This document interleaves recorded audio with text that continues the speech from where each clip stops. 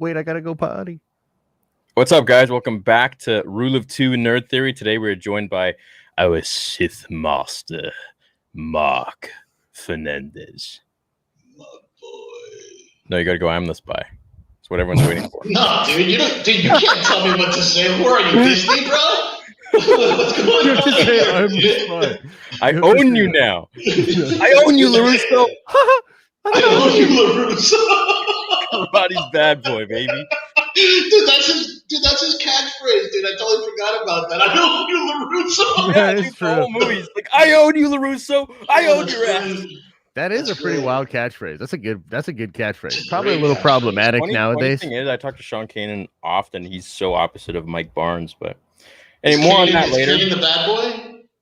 Yeah, Kanan's the bad boy. Sean Kanan. Yeah. You guys are boys, huh? Yeah, we're boys. Yeah, Oh, we're doing wow. a charity stream at the end of the month on Cobra Kai Theory. Raise awesome. raise money for kids with cancer. St. Jude's with awesome. a whole bunch of the Karate Kid actors. That's Well, count me in. all the Count me in OG. if you need anybody else. on it, Absolutely, count me in. yeah. Yeah, man. I'm gonna break some boards. Yeah, Yeah. I'd love to have you guys in there. Yeah, OG Cobra Kai people in there. That's Okay, insane. chat. What's going on? How you all doing? Wait, something's echoing. I know that was just one person. We're not echoing. We're good, right? Mark Good. needs Mark. a tech Yes. guy. Why? Oh, Oh, yeah, yeah. you're echoing because you're in a room. Well, is it coming? Well, Oh, actually, you know his, what, dude? Actually, yeah, I it don't is a even little think echoey. I don't even It is think a it's little coming out of echoey. your microphone. I think it's Yeah. I think it's coming out of another microphone or going into I another. think it's microphone. like right. Yeah. Yeah. Mark, set it up with with your actual mic. How do we not Settings catch there. this before? You know what I mean? I don't know. What? Yeah, Because it's it from sounds another- echoey. Like you should have like this really low compressed sound coming through that mic. I've heard him with that mic. It's actually Yeah. really good. So Yeah. Mark, You're go saying into that there's the another mic that's Yeah. picking me up? yeah. So go into cam mic and then just change your settings. Yeah, you should have a bunch of them in the drop down. Or I mean, a couple or something. Yeah. Oh, it's getting picked up on my. Yeah. There we go. Yo, test. There Test, we it's go. Beautiful. Yeah. There, Here. Perfect. there we go. All right. Well, thanks to the listener for hooking us up, bro. How do we Whoever miss called that? it out, much love. Yeah, man. So what's up, chat? What's going on today? We got some stuff to talk about. Of course, Gina Carano being the main thing, the highlight, I suppose. The main event, maybe you could say. The main event, yeah. Huh. We have a lot to say. We have some different opinions here, but generally we all think around the same sort of block. My thoughts on it. I'll go first. It happened about 4 days ago or so. And usually with me, I like to just chill out and kind of just get a consensus of everything before I jump the gun and, make a video. And I've learned, especially with my following, to do a little more, perhaps reading and be a little more patient. So she made a post, and in my opinion, I can't speak for her, and this is all just my own opinion. First of all, I'm going to say Disney has the right to fire or hire whoever the hell they want. And I know that the boys here share the same sentiment. As far as her post, I don't know. I haven't dived into the transphobic stuff that people talk about with her. As you know, I don't go on Twitter much at all. I just do my own thing. So I don't go into that stuff. I don't know much about that stuff. So I'm here to talk about her post regarding the Holocaust post. Now, of course, I don't advocate having any sort of a connection or even a comparison when it comes to doing anything to do with the Holocaust or what happened in World War II to the Jews. That was such a horrific thing that I don't think you could even justify comparing that to anything in modern day or in the past in the history or anything like that, because it's just so terrible. So in regards to that post, I'm advocating, I'm very, very against anything to do with comparing that. Now, to do with the post, I believe the post, in my opinion, the way I read it, was that she was comparing not what happened in the Holocaust, but what was happening prior to that, where the government was brainwashing the Germans to hate Jews, to have their own neighbors turn against them. And her argument, the way I got it, was that she was basically stating that there's no difference to having people brainwashing you for having different opinions or being different or looking different to the way it was before such a horrendous activity back in World War II. I don't think she was really touching on the fact that it was about the Holocaust or this and that, but it was really about, hey, just because you have different opinions about someone doesn't mean you have to hate them. Doesn't mean you have to have a completely different understanding of who this person is. This is still a human at the end of the day. Now, comparing that, of course, to politics and stuff like that, it's not a good look. I wouldn't have done that. Should she have been fired for that? That alone, and I'm talking about that alone, because I'm not educated on the other stuff. I don't think so. I think there could have been a better way of going about it. We've also seen Pedro Pascal compare a lot of the same sort of things, and no one's talking about that.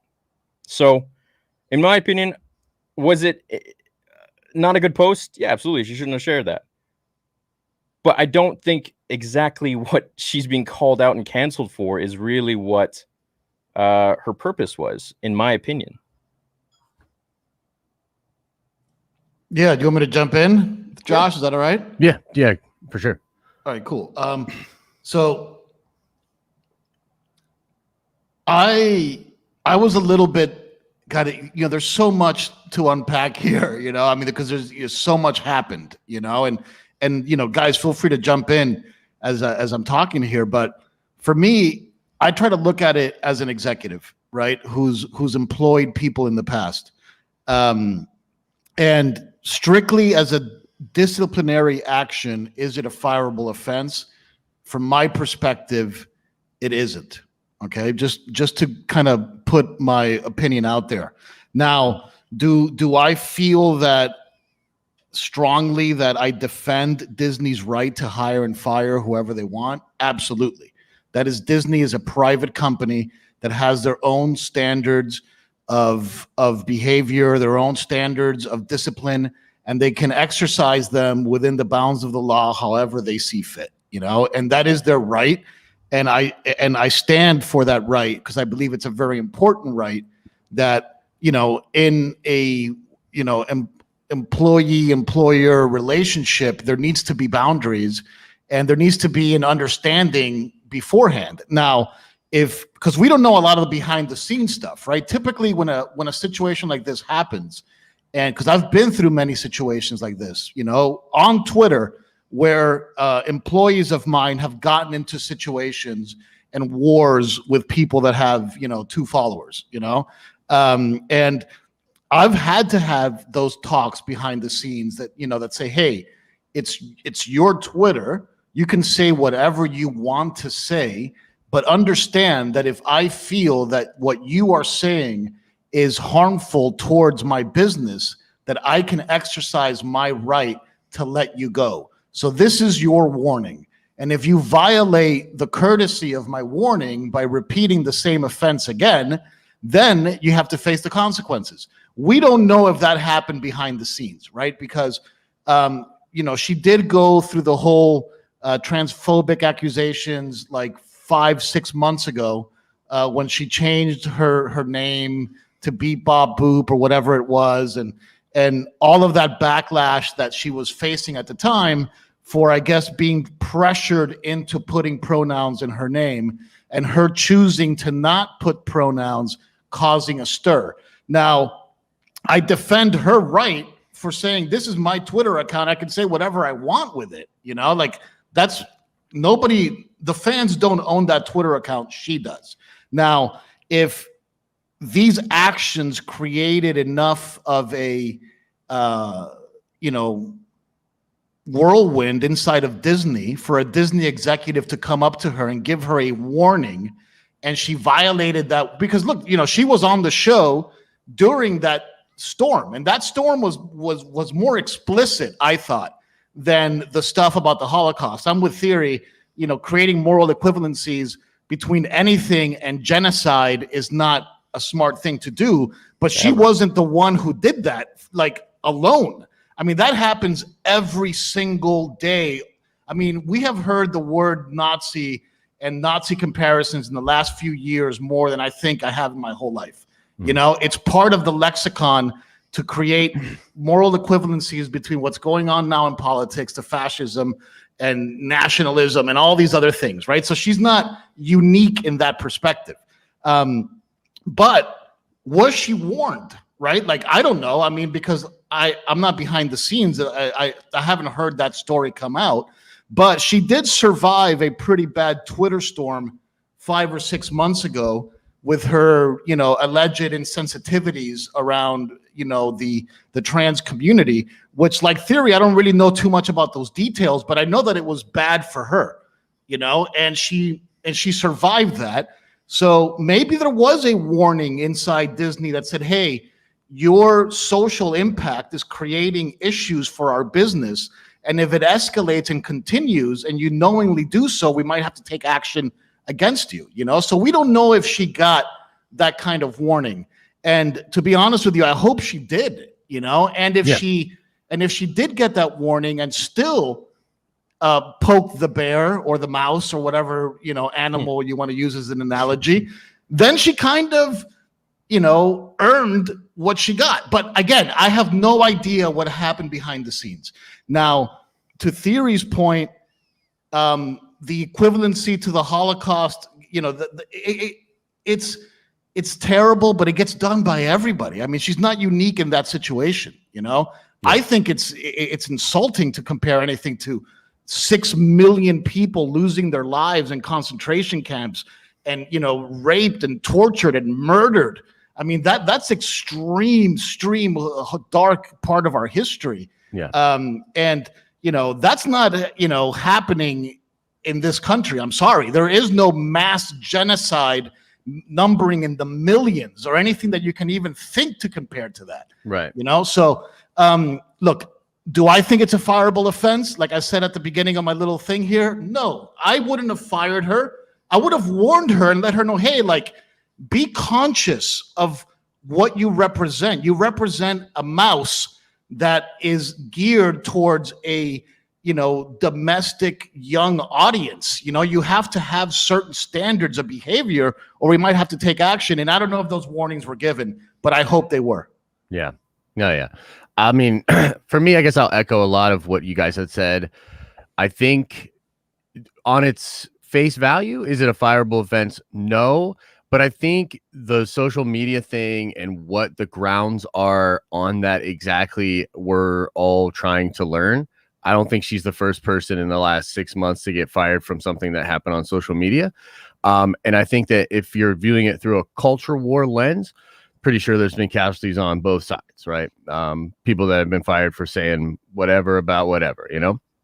So in that sense, I don't know. It's hard for me to harshly judge Disney because the craziness that's around the situation sort of is a pretty useful compass as for how ridiculous things are and like why Disney felt the need to even make that call, right? Like you just look at the sort of whirlstorm of news surrounding the event and you're like, yeah, no, that's probably why they did it, because they knew it was going to blow up and they might just want to blow it up now as opposed to blow it up later.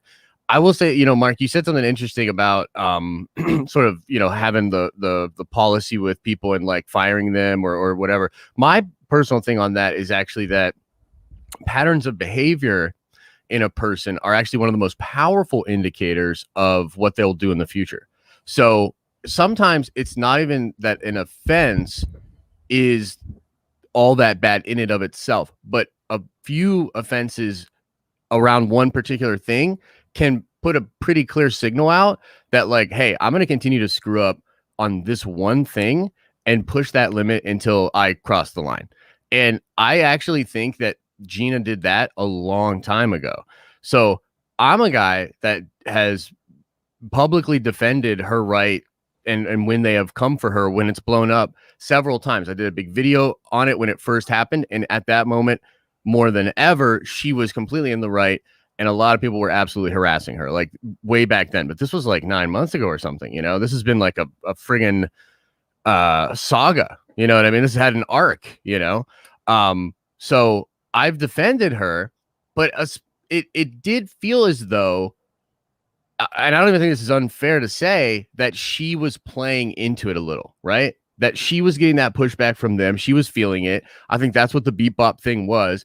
I don't think she meant to be transphobic, but I certainly feel like she meant to piss off a whole bunch of people that she knew would think that was transphobic. Try to figure that one out. Where's the line? Like, where's the nuance there? You know what I mean? But I think that you can still do it. She's not a horrible person, but she's still engaged in actions that she knows are upsetting people along vectors that are really sensitive. You know what I mean? So her whole thing for me has been weird.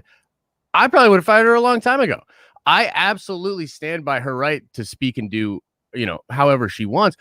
And I think here's what I can't understand, or one of the things I'm sort of having trouble with in this is Gina seems like the kind of person that is very seriously concerned, like very seriously concerned about the culture war, about, when she says that thing, that comparison, which I do think it's actually important to clarify. I do not think she is making an equivalence to genocide. I think she is making an equivalence to the social, right, to the normalization of horrible, inhumane things, right? And I can get behind. I understand where she's like, I understand that like beginning of that thought, but what I can't understand is like how, with that being your goal, you engage in super divisive social media activity. Doesn't that seem completely counter to what you would want to do? If you were really worried about it, wouldn't you like start like some kind of, I would just 501c3 or put your resources to work to actually try to fix the problem or address the problem? I probably wouldn't get engaged in Twitter wars. That's just me. You know what I mean? So I don't know, man. It's a difficult one for me because I genuinely like Gina. I think it was horrible that she got fired. I think it was a huge mistake for Disney, actually. I think they will receive a lot of backlash for this, and this will hurt them in the long run. I do, actually. One thing that upsets me about this whole situation is how the story was initially presented to me. I had found out, Gina Carano got fired, and I'm like, oh man, what happened? And the first thing I heard from multiple people, she got fired for making a joke about Republicans and the Holocaust. Right. So I'm like, oh my God, she made a joke about, how being a Republican is like being in the Holocaust. Like that's what I thought too. That's the way it was presented to me. Sure. And I was like, oh my God, that sounds terrible. Like, like she's making jokes about Republicans and the Holocaust. Like, it doesn't seem like the right time to joke around. But then you just do a little bit of digging about what she actually posted. And the post does not reference Republicans at all. Right. Right. It's cryptic. It's cryptic. It's an inference that you have to make if you put a label on her as being Republican, that's what she's talking about, because she's not being explicit about whether she's talking about Republican or whatever. She's talking about a group of people marginalized in society become weaker and easier to prey on. That's what she's very specifically talking about. And when I looked at that, I was like, well, wait a minute. All this Republican Holocaust joke label that's being put on it in mass is an absolute like oversimplification of the situation. And to me, that's like the real problem with our kind of like headline tidbit culture, that kind of inference, even though it's not even accurate, can be enough for you to get fired and for you to be labeled an anti-Semite. Like that's intense stuff that we're living through, where those kind of judgments can be passed so quickly and people accepting of them so easily without even doing a little bit of research. Because I was like, multiple people, these are people that are in the know type of thing, right? Like, no, she was making jokes about Republicans being like in the Holocaust or whatever. Like, that's how it was presented to me as the reason she got fired. Well, it's like shorthand, you know what I mean? It's basically shorthand for Republican bad, you know what I mean? And like Gina did a Republican bad thing, and that's kind of what it is. So, but for me, that's also kind of par for the course at this point. It's like, when I hear about a story or when I like hear about something like this happening, I'm like, okay, Let's try to figure out what's actually going on. And I will say that oftentimes the real story is not as important as what tracks in social. Because like if you look at like this Armie Hammer thing that just happened, right? Like, bro, I don't think this dude's actually out there like, you know, eating people. But then again, everybody's bailing around him. So it's like it's starting to look that way. But what's like, which is the cause, which is the effect? You know what I mean? Right. Like, But that's a totally different situation because that's like somebody that's being suspected of a possible actual crime. yeah, but I mean, it's not. I it's mean, still like it's still just hearsay. I mean, I get your point. This on is that. my point. It's the sense making apparatus. It's like we don't know. Like if you were to ask me, like straight up, has anything that has come out about that story given me any actual indication on what the truth is? No. Do I know what the truth will actually be for his career? Yes. That's my point. Is that we don't know shit. We just know what we have shakes no out. idea. Yeah. No, Yeah. You're absolutely right. You're absolutely right that that's the big problem, right? Is that there's this crucible of social media that can find you guilty and give you the scarlet hashtag, and before you know it, you got to carry that for the rest of your life, you know. Yeah.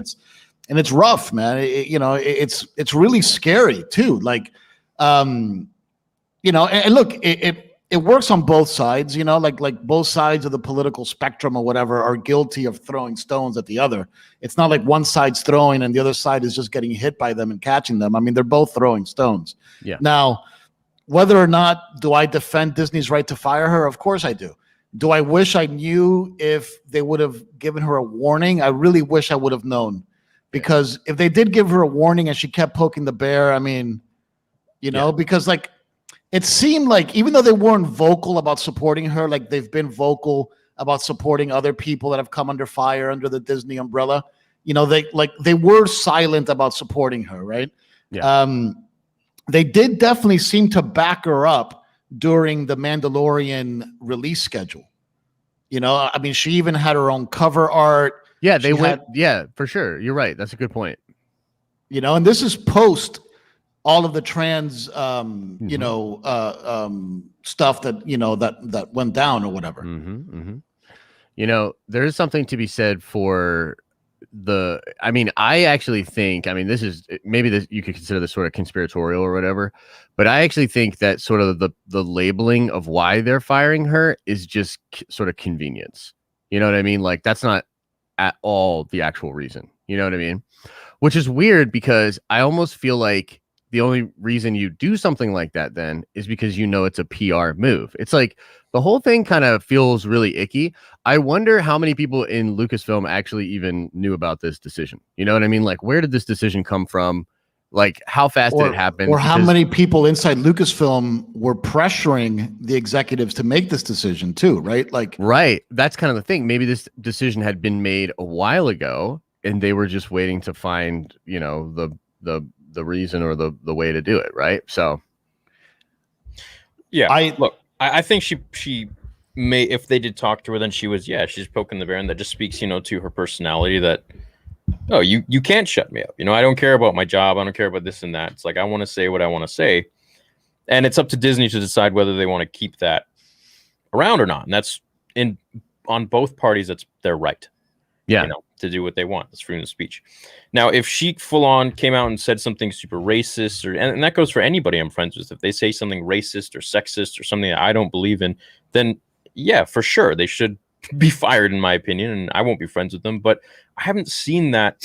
It's all, I don't even think it's perspective. It's just, I don't know what is the word for this even? It's just, it's all inference, you know. She's like, because she's been fairly, I think, obvious, even though I personally, look, I'm not a super duper Gina Carano like fanatic, so I haven't seen all the interviews, I haven't read all the interviews and stuff like that, but there's this kind of understanding out there, from my perspective at least, that she's a conservative and a Republican, that this is her political point of view.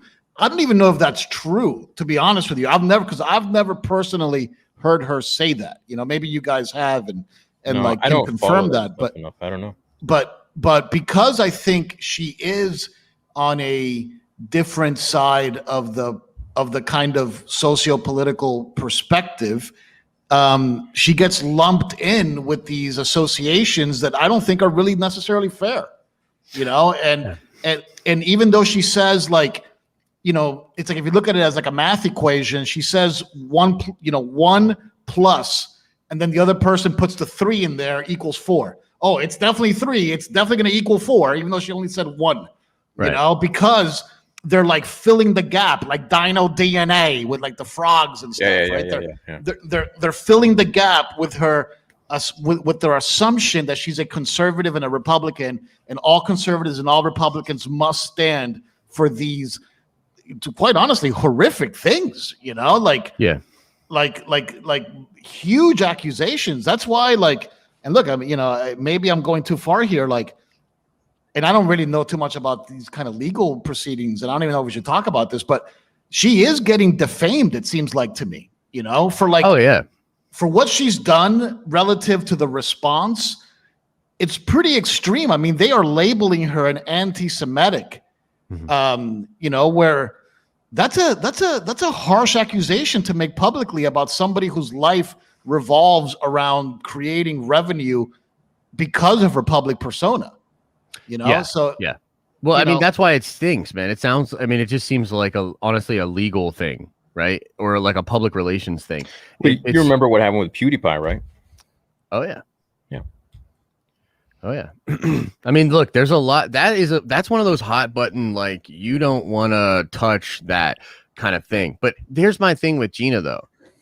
The first video I did on her, again, months ago, was about a very similar thing.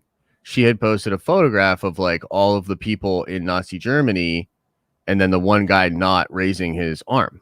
Okay. Right. So her very first controversy was around this issue.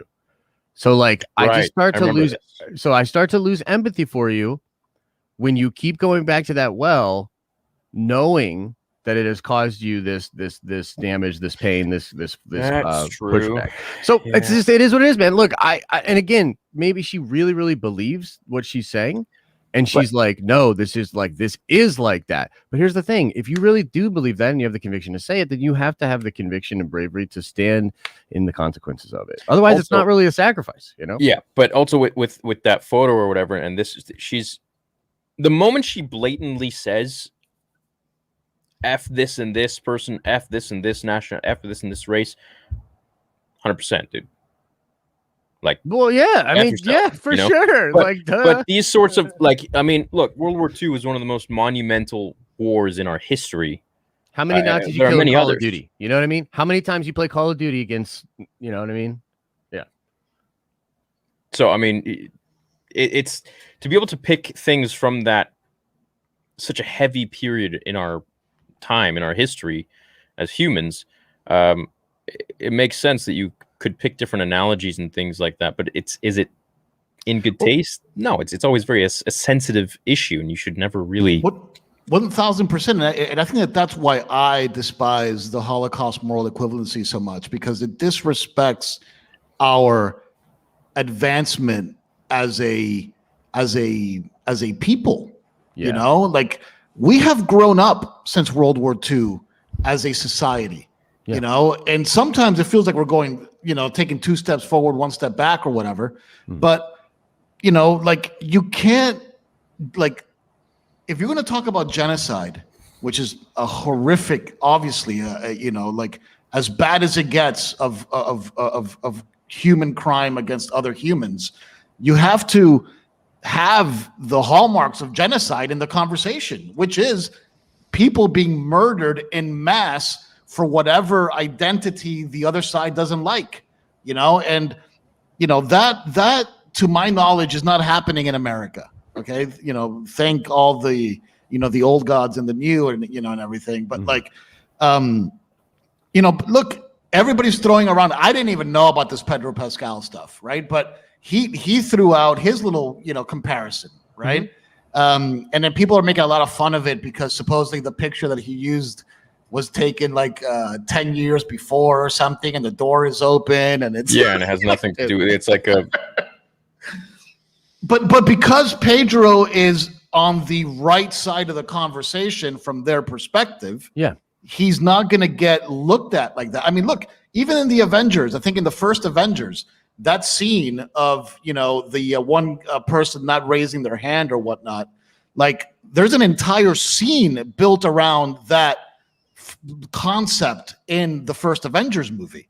Yep. But we don't look at it as like, oh, they're creating a moral equivalency between a guy who gets, the crap kicked out of him at a museum gala opening, right? Because that's what happens in the Avengers. It's just like a gala opening that Loki messes up, and it turns into this like Holocaust thing. Mhm. Like it's an obvious allusion to it. Yeah. Okay. Are we all in arms saying that this is some crazy anti-Semitic thing Right. by Joss Whedon and Disney and whatever? No, and it's the same exact thing that you're referencing with the Gina Carano thing. I actually don't remember that post, but I'm very familiar with that Mhm. kind of allegory, right? Yeah. Yeah. For sure. So yeah, But I like don't it's know, a man. great, but here's my thing. Like, okay, so let me just kind of take a step back because like I'm Yeah. with you on that, and like that's good stuff. And I think that her heart was in the right place. But like, Rumi also had good poetry about love. You know what I mean? Like, you don't need to go back to that well, girl. Like, what are you doing? Like, and who's your PR person? Like, honestly, like, you're looking in Hollywood? Right. Who, right, like, right, I would have right. grabbed you up and been like, yo, like, let me tell you 3 things real quick. Oh, hell no. Like, just no. You know what I mean? So, Absolutely. You have to, if you're going to take money from somebody, right. whether it's a legal contract, a social contract, whatever kind of contract it is, there's an understanding on both sides of how that transaction is happening. And if you violate the ground rules of that transaction, you have to face the consequences. That's why, like I said at the top, and Theory said it as well, and I believe Josh also said it, like, just as much as I defend Gina's right to say whatever the heck she wants to say, like this side of being legal, I also defend Disney's ability to hire and fire whoever they want under the guise of their contractual obligations. Yo, can we talk about this? Do you guys think that this was a mistake and that they will have some damage from this, or do you think they're going to get out of this clean? Because there's one of two sides. Because I was thinking like, well, there's nothing really going on right now, so maybe that's good because it's not going to tarnish any Star Wars things. But maybe it's bad because the only Star Wars news is this. What do you guys think? I don't know. The way I look at it is, I mean, look, I'm up here in Canada. If you guys, some of you guys in chat don't realize that I'm Canadian, so I don't know your guys' politics. The left and the right and the liberals and the Republicans or conservatives or whatever it is. Republicans and conservatives the same thing? Generally Generally speaking, yeah. Mm-hmm.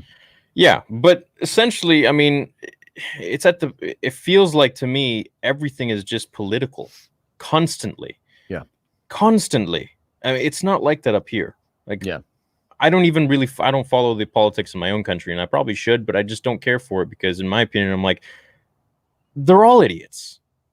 Oh, yeah. Why am I going to trust someone else to make all these huge decisions and call them a leader when they're just as a flawed character as I am, or flawed person as I am, or you or the next person? It's like, I don't care for politics. But anyways, that being said, it just seems like it's very political now, and all of the people on your American left are going to be very pro this choice, and all the people on the other side, on the right, are going to be very pissed.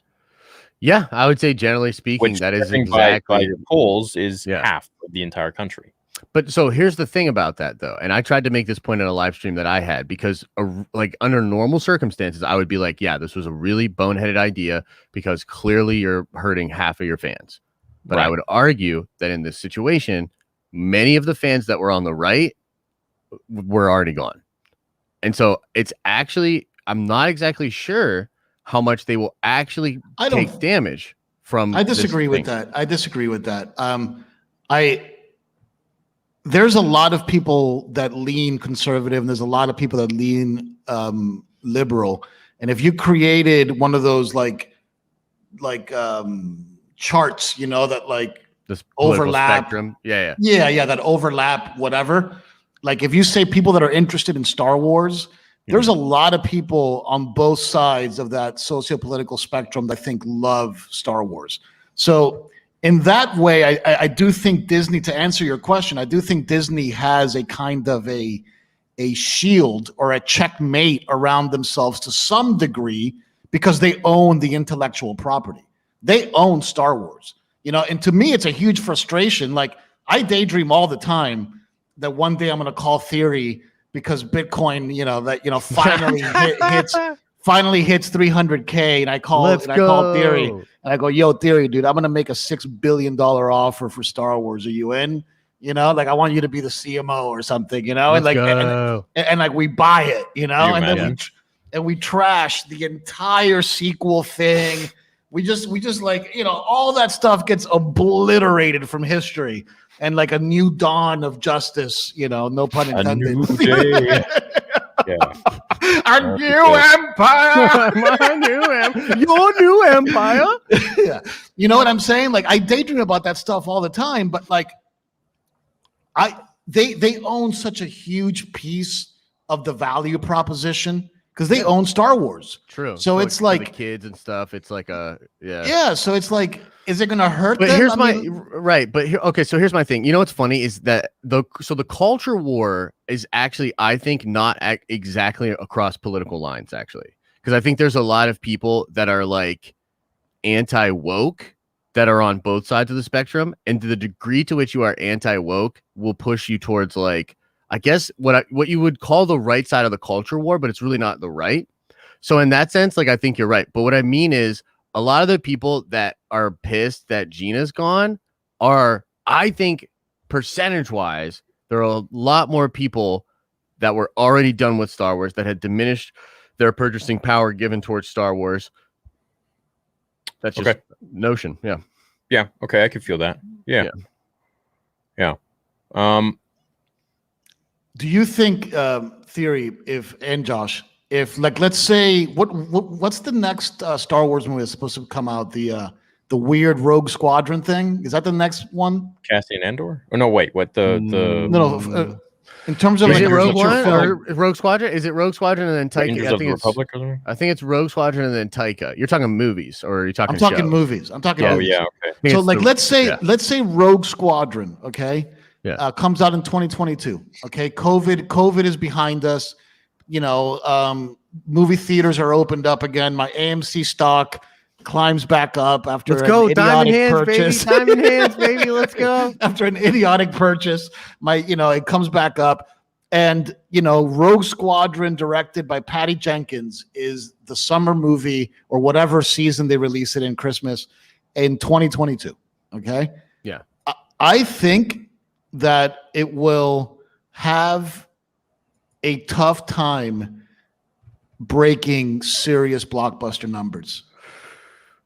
I do think that. I don't know, brother. I think COVID's going to help them. You think COVID will help? Like, Yeah, do you think it'll break people are gonna 500 be million? like- You think it'll break 500 million? Yeah, definitely. Yeah. Oh, yeah. What Because does people are Solo do? gonna- Do you think it'll beat Solo?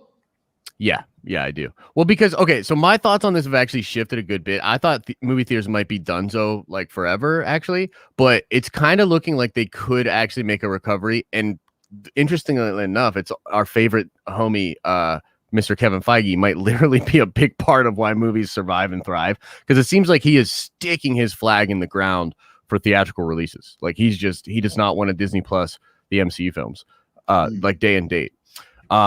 So the next one is Black Widow, right? correct, and he's fighting pretty hard to keep it theatrical. Point is, if that works, then I think you could see a sort of snapback to a sense of normalization, because the economy will be, like, booming. You know what I mean by then? Because everything is, like, just crunched out, and all of the, like, the low rates and all the PP money, like everything, it's just going to go through the roof. So I think you could see people just really wanting to go out and have experiences and have the financial freedom to do so. But I don't think it'll hit like Force Awakens numbers, but I think it could hit like a 700 or 800. Of course not hitting Force Awakens numbers. Yeah. I just wonder if it'll even beat Solo. What did Solo do? Because I think it could get like 700 or 800 milli. I don't know. Do we have a fact checker in the chat? What did Solo do in the box I bet office? Solo probably did like round 4 or 5, probably. Like, right now, I would put, like, the over under. I'd put it on the under. I'd put it on the under. Of In that, terms of 400 or 500 million. of whatever Solo did. Okay, Whatever right on. Solo Yeah, did. yeah, yeah. Because I actually have no idea. Whatever Solo did, I would put it under Solo. So going back, circling back to your question, do I think this has an effect on it? I think if Star Wars were to be a little bit more politically agnostic, Right. okay, and just focus on the storytelling, right? Focus on those universal truths that surround the hero's journey of growth and morality and making decisions and following your dreams against all odds, like the things that Star Wars are built on, and would embrace that more genuinely. I think they would have a better shot at the box office too, because it would be more inclusive on both sides of the sort of socio-political spectrum. I think if you start marginalizing too much, it's mathematics. There is going to be an adverse effect on it, but maybe they're betting that the percentage is bigger on one side than the other, and they're just betting on that side because it makes them more money than both, or potentially losing both. I don't know, but Yeah. to answer your question, I guess I'd say yes. I do believe this could hurt them Yeah. if it becomes too obvious. Yeah, I definitely think it will hurt them, actually. I just don't think it's going to hurt them in the short term. I think it's going to hurt them long term. I I would agree with that. Yeah, I think it's going to prevent them from being able to make the glorious comeback that they could have made had they kept everything chill and just put out great content and managed to make everybody happy. Because this truly feels like a bridge too far, or sweet satisfaction. You know what I mean? This was a sort of blood offering to the gods, I think. I don't think it gets better from here, for them. So maybe I'm wrong, but look, man, we've been talking, unfortunately, we've been doing this show for a good bit now, and it seems like it's inevitable that about a third of the episodes have to be referring to just things that Lucasfilm is doing that are horrible. So it is what it is. We can hope. It's a good point. We're straying further and further away from the things that we love talking about when it comes to Star Wars, and we focus more and more on the things that we dislike about Star Wars as the topic of convo. It's true. Yep. Which is bad for the brand, dude. That's overall, you know what I mean? They're doing this. They're in this perpetual. It's almost like a brand nuclear deterioration or something. You know what I mean? It feels. Feels bad, man. Sorry, I just laughed. Theories of Chad. I'm just it's going so fast. I keep clicking. I don't even know what what a Chad is, but it just Chad's the just stereotypical Ken doll Hulk. Oh, okay, a good-looking guy. Yeah, but dude, Chad. Yeah, right. Oh man, I wish I could come up with a good Chad joke right off the bat. It's a nice meme. It's a good meme. Okay, so there you go. There you got a little compliment. Thanks. All right. So anyway, speaking of which, better than when people say, "Oh, you're an egg." is there any Star Wars news going on? What? No, man. Star Wars. So can you bring up Ray Park's Instagram, Josh? Oh boy. Oh, actually, I what don't. What did I have a dark feeling that you were going to go there? Well, no, not that. We're not going there, Mark. Not going there, bro. Oh, I thought you were going to go with the last one he posted. Well, what do you mean the last one he posted? What are you as talking about? Darth Maul, the Rule of Two? Oh yeah. Here I got Theory, help me here, bro. I'm drowning. Are you talking about the Rule of Two one? No, he's posting pictures of himself getting painted as Darth Maul. Right. And the caption was Rule of Two, and he's got a Darth Maul. Yeah, so a lot of people are thinking that he might be coming back. He's coming back. Ow. Look at this beautiful man. Here, look, here's a controversial opinion, dude. Yeah, at this point, even there's almost 8,000 people in the chat. What? Don't tell me that. Now I'm embarrassed. All right, keep going. Sorry. I think he's made more egregious. If he worked for me, okay, and he did some of the things that I've seen him do on social, I would probably have to terminate him. Are you referring to the one incident, or was there more than one? I'm referring to the one incident that I think is frankly disgusting. Yeah. and a Especially if it- violation of Yeah. of the Yeah. sanctity of marriage, of the privacy of a human being, of Yeah. the list goes on and on and on. If Yeah. that indeed was an authentic post and not a hack as he alleges, but Yeah. I mean, is so that- is that what he alleges? Because I don't even know. So the thing is about that, I don't know if these photographs are actually indicating that he's in anything. This appears to be from Solo. You know what I mean? Like this is the Solo. oh yeah. True, know? true. So look, what if Ray is campaigning to try to show the Reminiscing. fan, yeah, or well, basically to show the fan love for him or something. You know what I mean? To try to campaign to come back or something. I don't know, man. Right, but this is my thing. Is he alluding to that previous post with this post? dude, I better not be. I mean, look at the picture though. Yeah. My boy. Oh, master. I mean, So, theory, am No. I crazy? Like, I don't think so. I mean, what is it on the lower right hand side of that frame? Yeah. I know. We're not getting out of the forensics for this, Big Daddy. I don't know. This ain't that kind of show. You brought it up. You This opened ain't that kind of show. Mark, put your UV light back in the pocket. God, Let's man. All right. So then Jeez. what? So okay, fine. It's another mask. what It I must said. be right in the By bottom the way, right. all- hand. finding let me interesting about this. quick plug. All new members get to use the crying theory emoji, so you guys can use that right now in the chat, and then I'm going to turn it back on to public chat in about a Oh, couple. let me minutes. see that, dude. I haven't seen the crying theory. Okay, yeah, I all need to members see show that, everyone what we're talking about. Your new powers. You get to just spam the theory crying emoji. Oh, look at that. That's all right, cool. that's one bro. time. Okay, Good Just idea. spam. It's a good idea. Yeah. Ah, Jeez, here we go. Oh, that's dope, dude. Ryan Kinnell is the new. Oh, just so he can use the crying emoji. Great. Yeah. Hey, it's making me money. Whatever. I'll keep crying. Keep on crying. That's dope, man.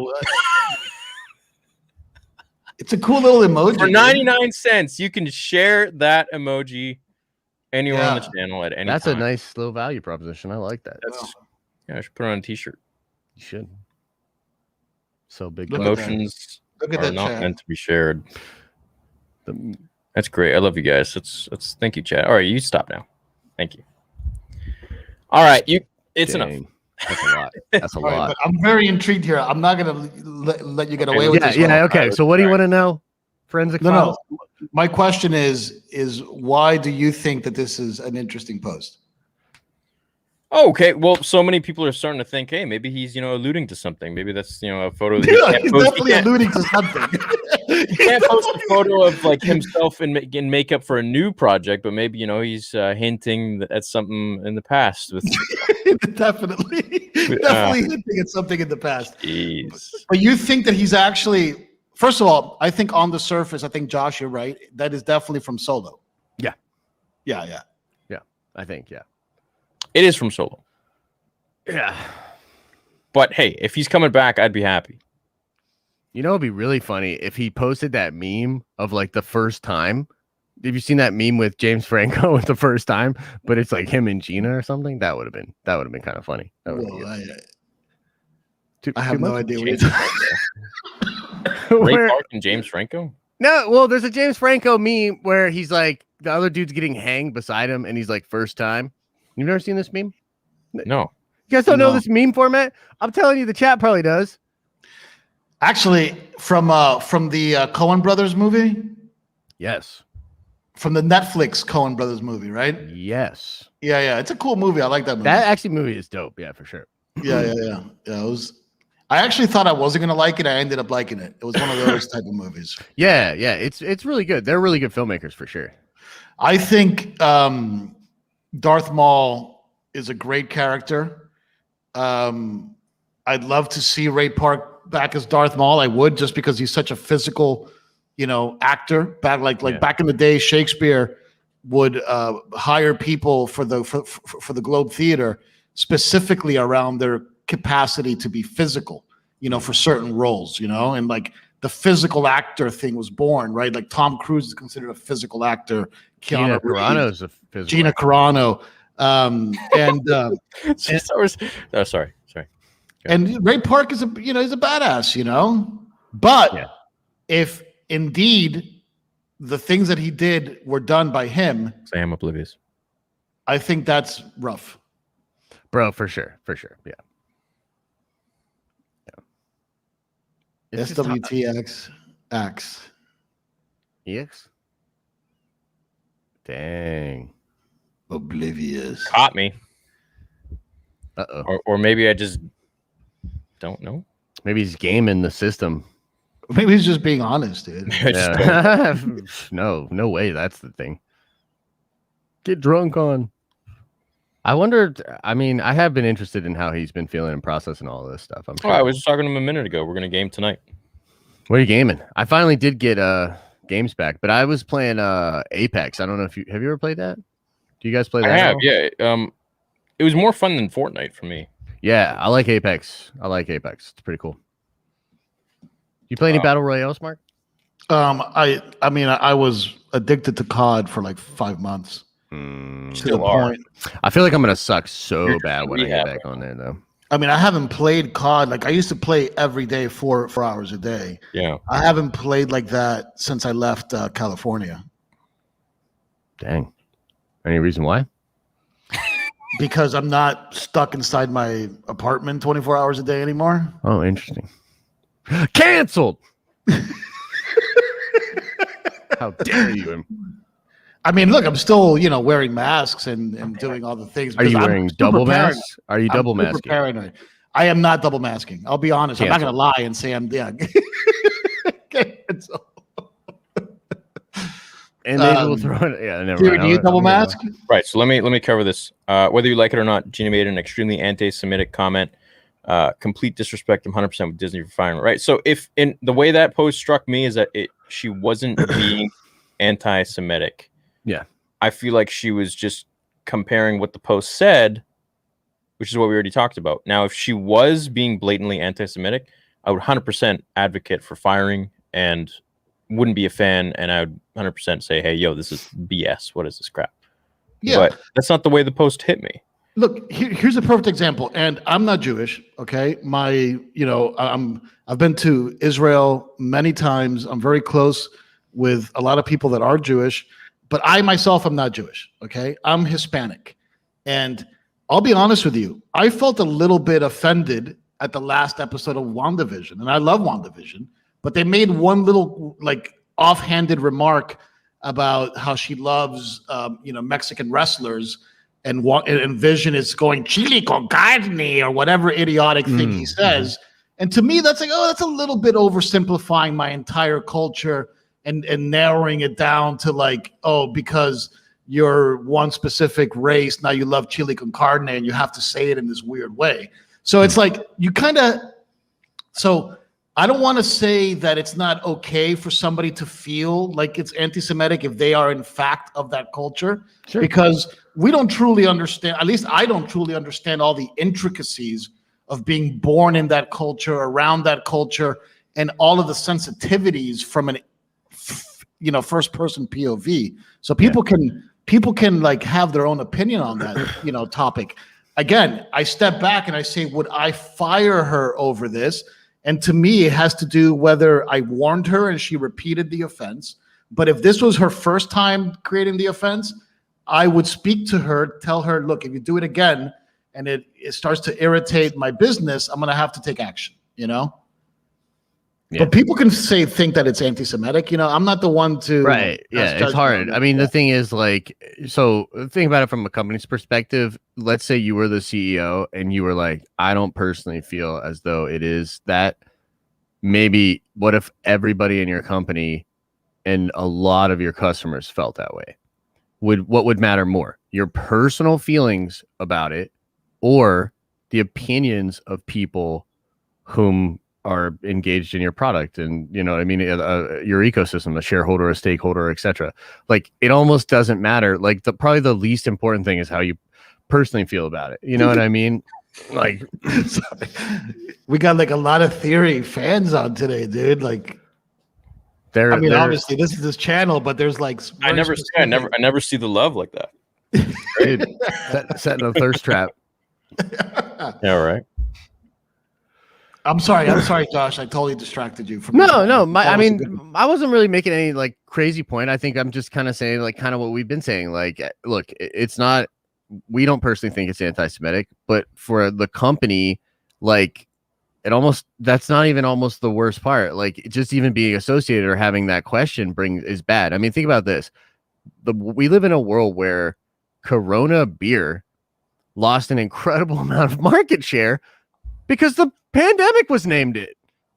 Yeah. That really happened. So consumer behavior is weird. And look, and you had one of their, and Ethereum and I have talked about this ad nauseum, so I don't want to bring up old conversations, but you had your leading actor, okay, on the good side, essentially, call you out and say that he felt marginalized and was the only, I believe the exact quote is, I was the only person whose role was determined by race, or whose involvement in the film was determined by race. I forget the exact quote, but John Boyega was very vocal that he was treated based on his race throughout the films.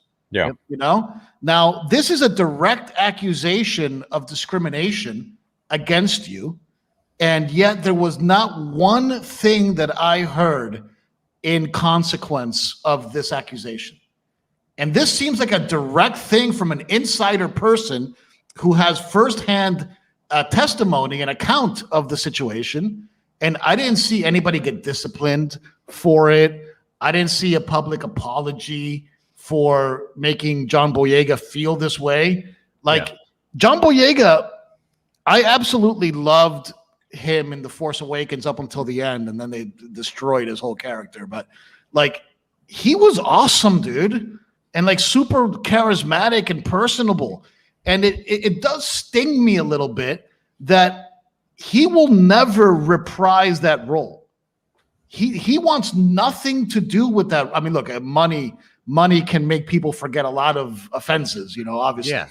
But isn't that a little icky, to use one of your terms, Josh? Of course. But I feel like that is, I feel like we're, to some degree, we're living that is the reality of the situation. A lot of this stuff isn't even necessarily a surprise, right? That's, I think, the problem. This is just another blemish on the record of Lucasfilm. And you might say oh, well, this is a Gina problem. This is completely isolated to Lucasfilm. Absolutely not. One of the most important things you do is hiring in a company. You spend a lot of money on that. You should, because you're making an investment into another human being that's going to become a literal asset and a liability to your company. So it's just, I don't know. I don't, this situation is maybe unique in some ways in the fact that I think in some ways Gina was asking for it. There's definitely hypocrisy, but again, hypocrisy for Lucasfilm is par for the course. If we came out and we're talking about a story where there was equal treatment and something made sense, that would be a story that would be shocking to me. I'd be oh, so they're consistent, or they have an actual policy. And as an example, the thing with I think it's Steven Stanton, right? The guy that doesn't he do the Obi-Wan voice or something to that, or James Arnold Taylor? No, that's our boy James. Yeah, Jimmy yeah. T. Okay, so Jimmy T, early, baby.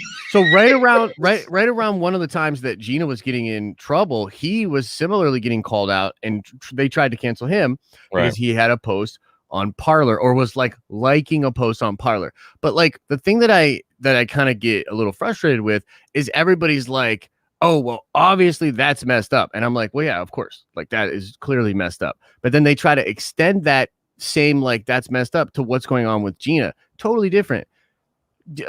James knew what he was possibly engaged with privately could be inflammatory for his company or persona, so he did it privately. For you to go seek that out is a breach. It shows that he cared and that he put the insignia and his job above his own personal stuff. Now, again, it's a free country. Gina's free to do what she wants, but it's so obviously not the same thing.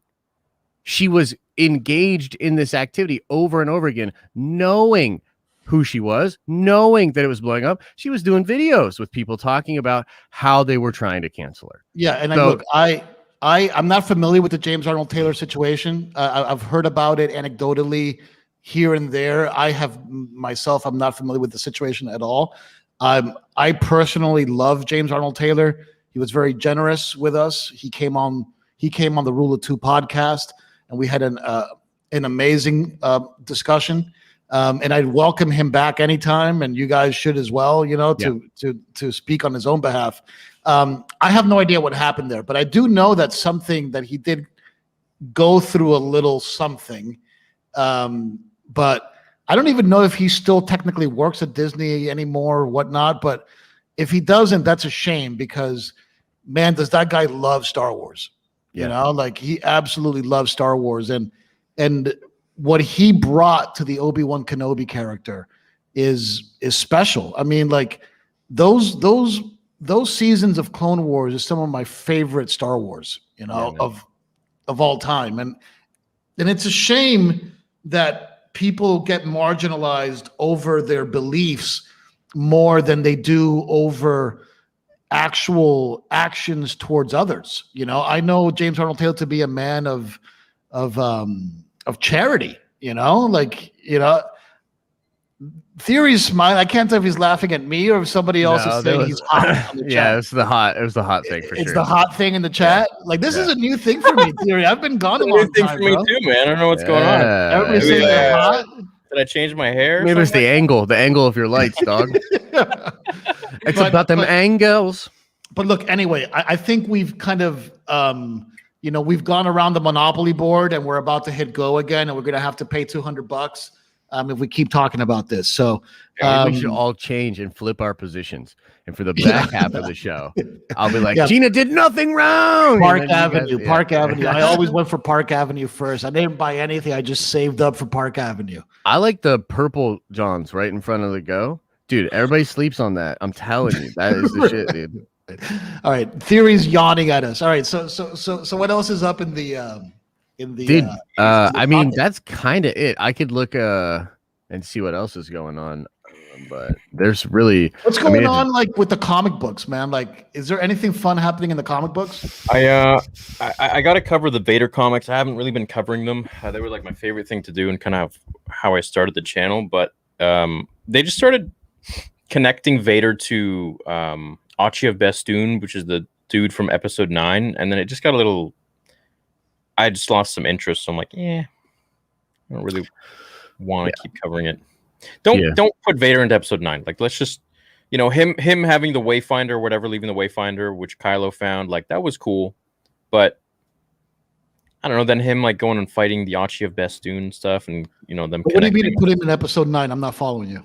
Well, he's saying, like, tie it to Episode 9 because Ochi was the one that was the hunter that had the Sith dagger. Yeah. Mm. Oh, right. Yeah. The one that Luke was in cahoots with. Well, that was hunting Luke, or Luke was hunting him, or something. Yeah. Yeah. Somehow there was like a Luke thing. Star Wars making me Star Wars. What is going on here? I don't know, bro. Well, now it's a self-fulfilling. I feel uncomfortable. Canceled. Dude, don't Mark. Just give in to your feelings. Okay, now listen. I truly, deeply, deeply think you're sexy, Theory. All right, I got a story for us, boys. All right, go for it. It gets a little conspiratorial, but there's two stories that we could link. Deadline is reporting that The Last of Us is in first position on Pedro Pascal's schedule, meaning that the project gets priority in the event of a scheduling conflict. This is interesting, of course, because we believe he will be back for The Mandalorian Season 3. So that's one piece of it that's like, that's kind of interesting. And then there was this story about The Mandalorian Ultimate Visual Guide. It is not being published. This is really interesting. It says here, update from Disney. Our source has new information that explains somewhat the cancellation of the book. Oh, wait, that's not the official release. But regardless, the visual guide was shut down at the last minute because the multiple interconnected series coming to Disney Plus requires a different strategy. Lucasfilm wants to have more control over the books, according to our source. Again, probably Kevin Feige, but we don't have to go there. Or an updated, changed version won't be released until 2022. Okay, so point is, they had this big book, supposed to be a mega book for The Mandalorian. Canceled. What? Canceled. The man. First of all, I always buy those visual dictionaries because it's great reading. You throw it on a table, people pick it up, and Yep. you can flip through it. They're What great. is this Yep. still going on, dude? Anyway, but are you serious that they canceled the Mando? visual Yeah, and the dictionary? answer, right, and so the answer that is speculated is that this is because of basically the Filoni verse and them having all this interconnected stuff. But it kind of seems a little fishy to me, right? All this stuff seems to be happening around the same time. Gina gone, Pedro first look or whatever the What does John language Favreau is. think of her being fired? That's Bro, what who I wanna knows? know. He hasn't I made any mean, comment. He can't say anything, right? He I can't say mean, like, anything. Yeah. you know, His like decision. who's running that place right now? It's still Kathleen Kennedy, right? Oh yeah. Yep. She's still running the show. Yep. Mm-hmm. Look, I did What was hear up with one that thing. post with that Star Wars made on Twitter? I'm still kind of just confused Which one? about that. With the Which one? we don't tolerate bullying. We stand for. With that Justine. lady or whatever. Yeah. That was a couple weeks back, wasn't it? Yeah, I'm still very confused by that. Where was my apology tweet, dude? Yeah. And where like, and then now I see like Lucasfilm employees, like, okay, if you're gonna fire Gina, all right, do what you got to do. It's your choice. Did they make an official tweet saying why they fired her? Was there any official statement about them firing her? Yeah. Someone said something about What's the exact quote? What's the exact It's quote? like I love to hear the verbiage so I let's see forgot what it was, dude. here. around it.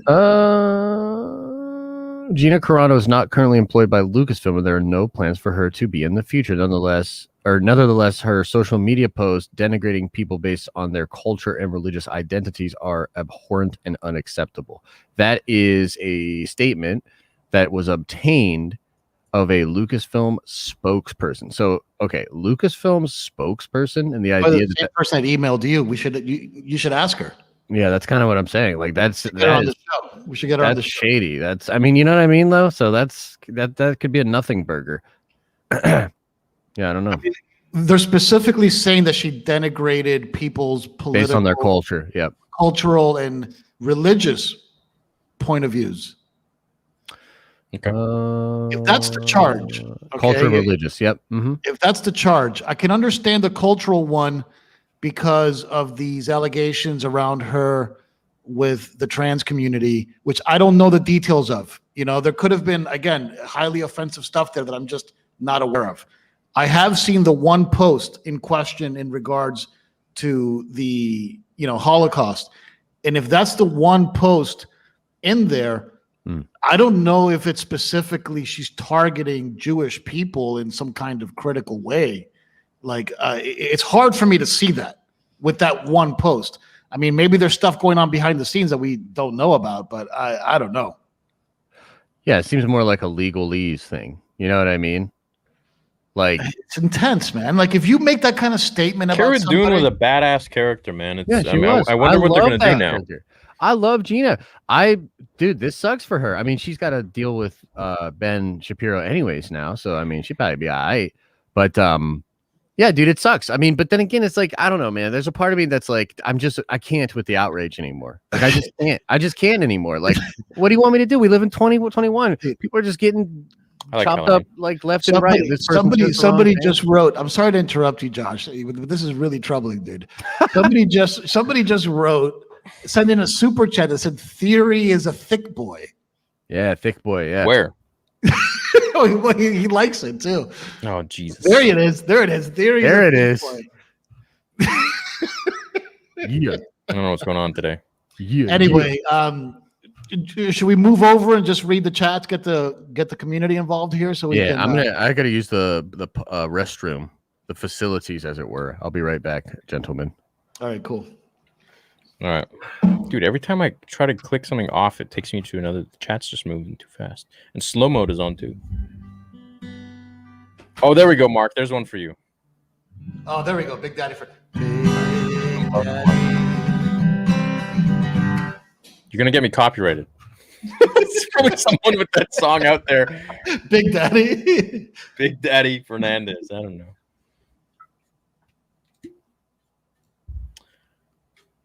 So should we tell them about what we have in the works? Oh, do we have so many things in the works that I think we need to Should we work just them a little bit chill? more? Yeah.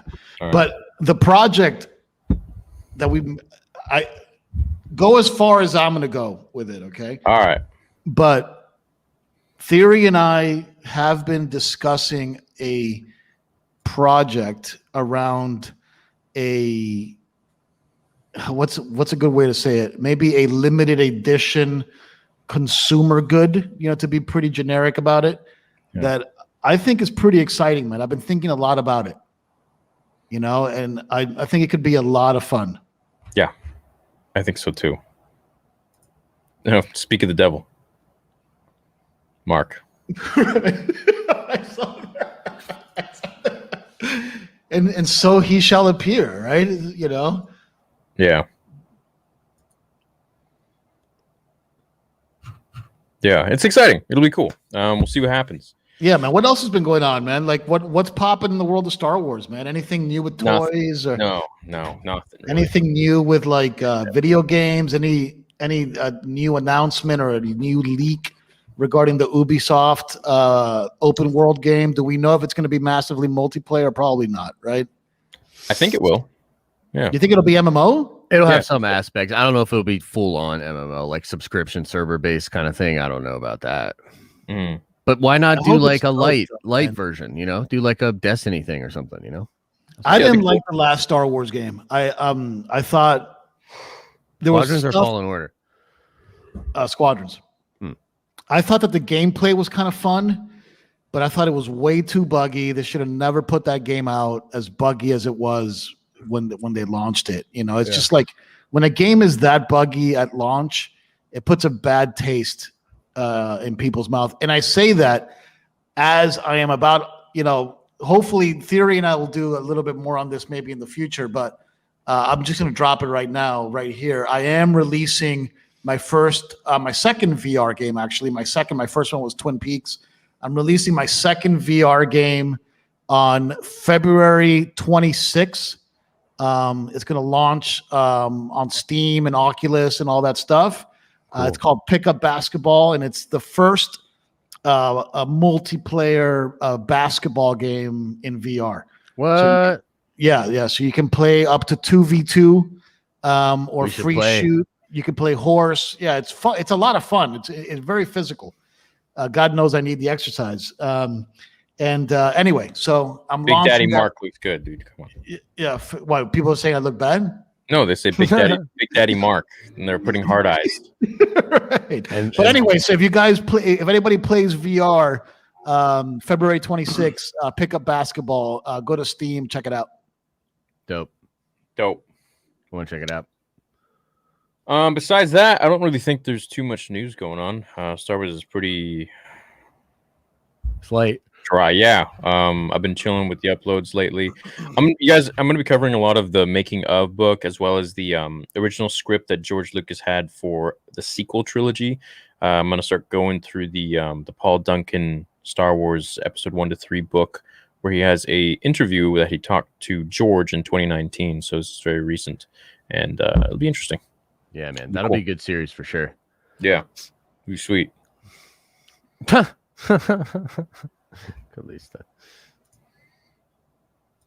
Theory's so fun. Ow, ow.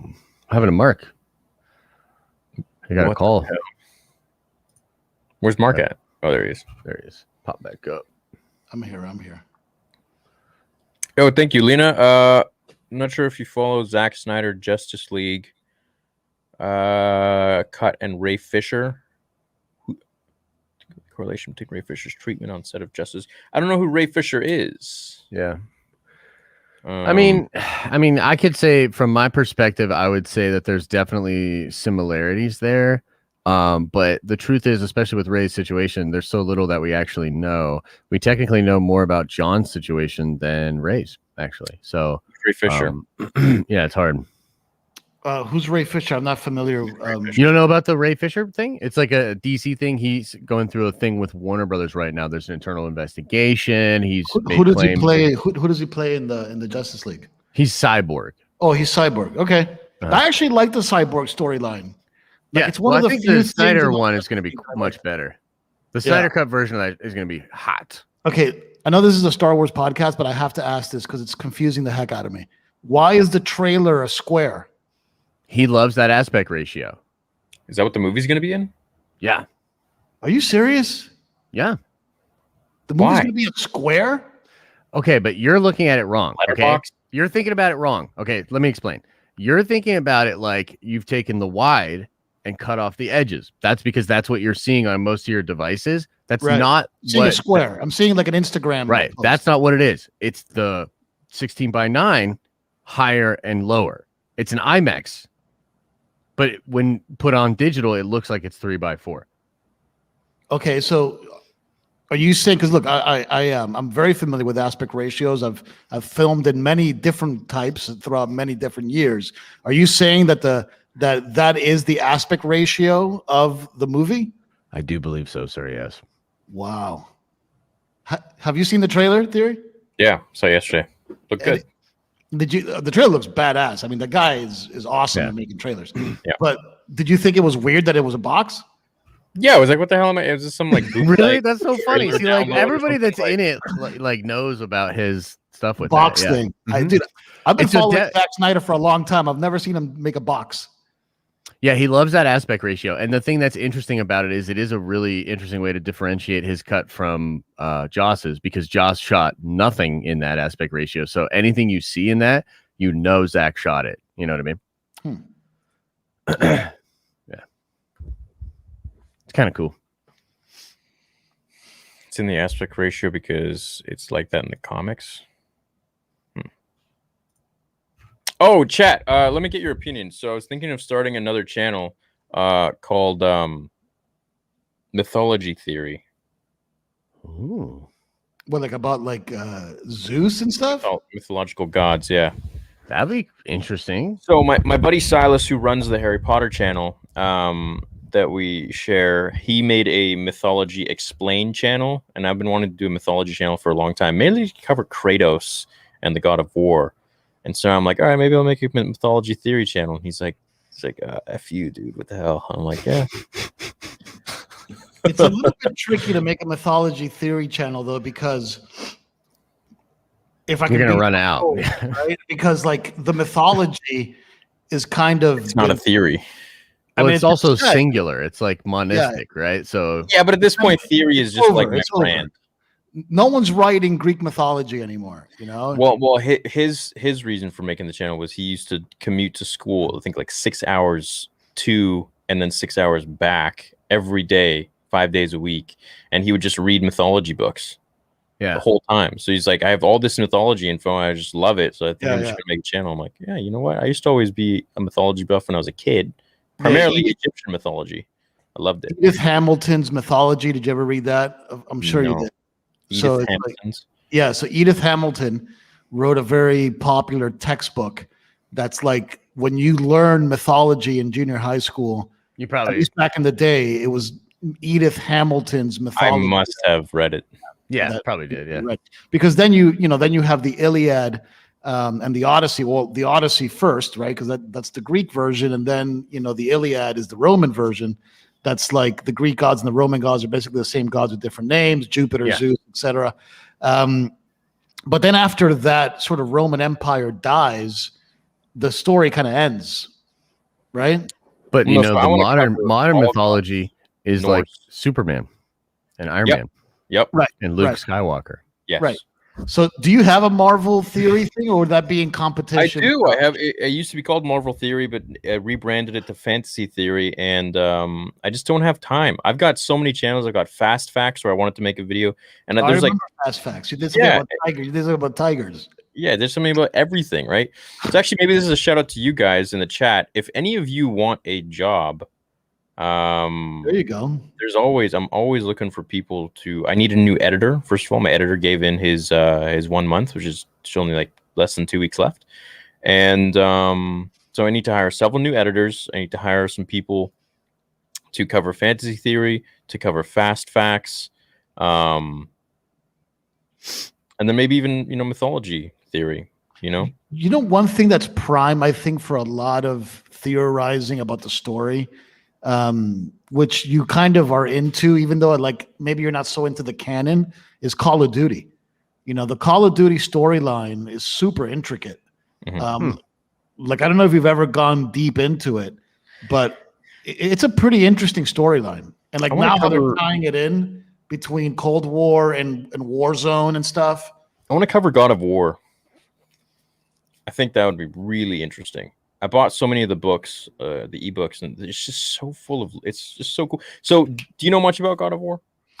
I don't, unfortunately. So, Cory Barlog, the guy who directed it and behind this whole thing, essentially Kratos is the god of war, right? Greek.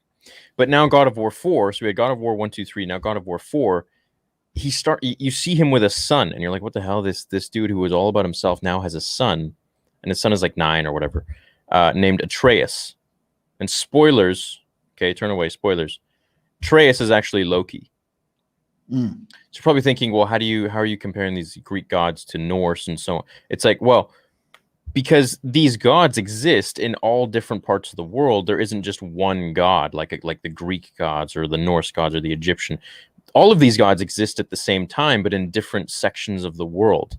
And that's the cool part for me that tickles my brain. It's just like he created it where wherever Kratos goes, so he's not in Greece anymore. Let's say he goes to the north, where the Norse gods would be. Now he's fighting all of these Norse gods, and then there's talks of him going down to the south to Egypt, and there's going to be Egyptian gods in like a God of War 5 or 6. It's just such a cool concept. I think covering God of War mythology videos would be sweet because you get the lore of it, but you get to combine everything in the same world. They're sweet games. I haven't played any of the recent ones, but back in the day, pretty cool. Isn't his dad? There's like something with his dad, right? Is his dad Zeus? Yeah. Something with that was like real crazy. I remember. Yeah. So God of War 4 is probably the most beautiful game I've ever played. In my life. Nice, really. Story-wise, nice. Yeah. That's sick. Yeah, really good. They did a really good job. Santa Monica Studios. And I'm looking forward to God of War 5. Should be good. Do the God of War timeline. It's just so confusing. Oh. Yeah. Well, not really. And then now God of War 5 is going to have Kratos fighting Thor. That's going to be sick, dude. 2 brothers. What's the Thor look like? You really are the worst, brother. He's like jacked and tall and huge and just nice. Yeah. I agree. That would be pretty sick. Would be cool. But yeah, other than that, in regards to the channel, guys, going to be seeing more of the original stuff, more fan fictions coming back, more comics coming back. Basically, just a lot more theory videos too. That never really left. But in terms of the old stuff, that's definitely returning, since a lot of stuff is dry right now anyway. So I'm going to go back to what started the channel. But to be fair, once it gets rolling again, it seems as though it'll be a pretty steady flow. They're developing a lot. Vader would probably think Kylo is little B. Oh yeah, for sure. What? Since when? No, we're gonna need to verify that. It's interesting. Damn it. That's interesting. Oh, good for you, Pac-Man. Oh, there you go, Pac-Man. Nice, dude. That's been a love, that's been a love affair, 40 years in the making? Yeah, he's been chasing her for a long time. Yeah, that was good to avoid the ghosts, right? Well, boys, do you have anything else to say? I just want to say to Star Wars fans, it'll get better someday, maybe. I don't know. That's all I got. I'm with you on that, man. Like I'm saying, go out there and have a good time. I almost made a mistake, and I almost said something that could be construed as advice, which I'm not giving. Okay, but if Bitcoin ever hits 400K, I'm buying Star Wars.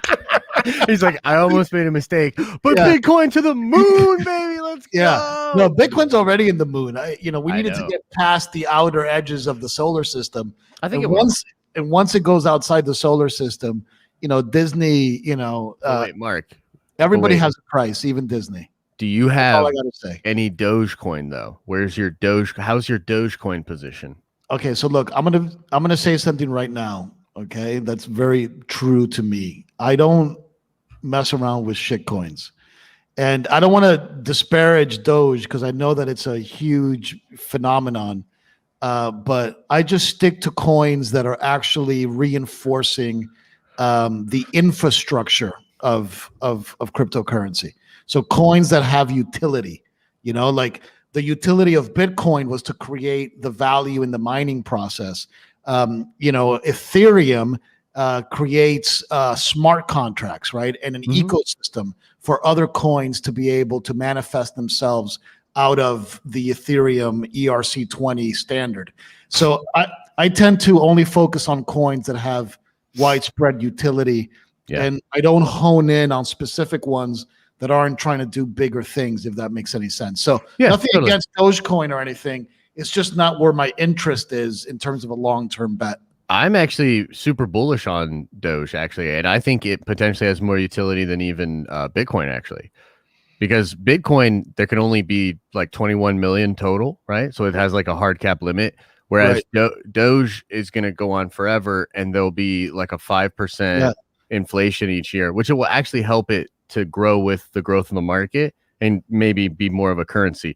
But like, I don't know. I love shit coins, and I made, dude, I got in on that. I made some good money on that little Doge. Good for you, bro. I encourage that. I encourage that. And for the record, and again, this is another little tease, but Theory and I are working on something that is one step closer to trying to buy Disney. Not buy Disney. Not buy Disney. By Star Wars, very, very, very specific. Yeah. But we're working on something down the line that I think is going to be very exciting. Which which is for the people. It's not just we give it it's to a you. way. It's a way for viewers to actually make money, and we'll we'll explain that later. That's such an elegant way of explaining it. Yes. Anyway, that's for later. But Josh, you will definitely be involved in that as well. Well, it's funny because I feel like we might have the same. All my friends will. We might have the same master plan, and the guys, little I, little C, little O, little I, little C, little O, something like that. We'll talk. Yeah. Yeah.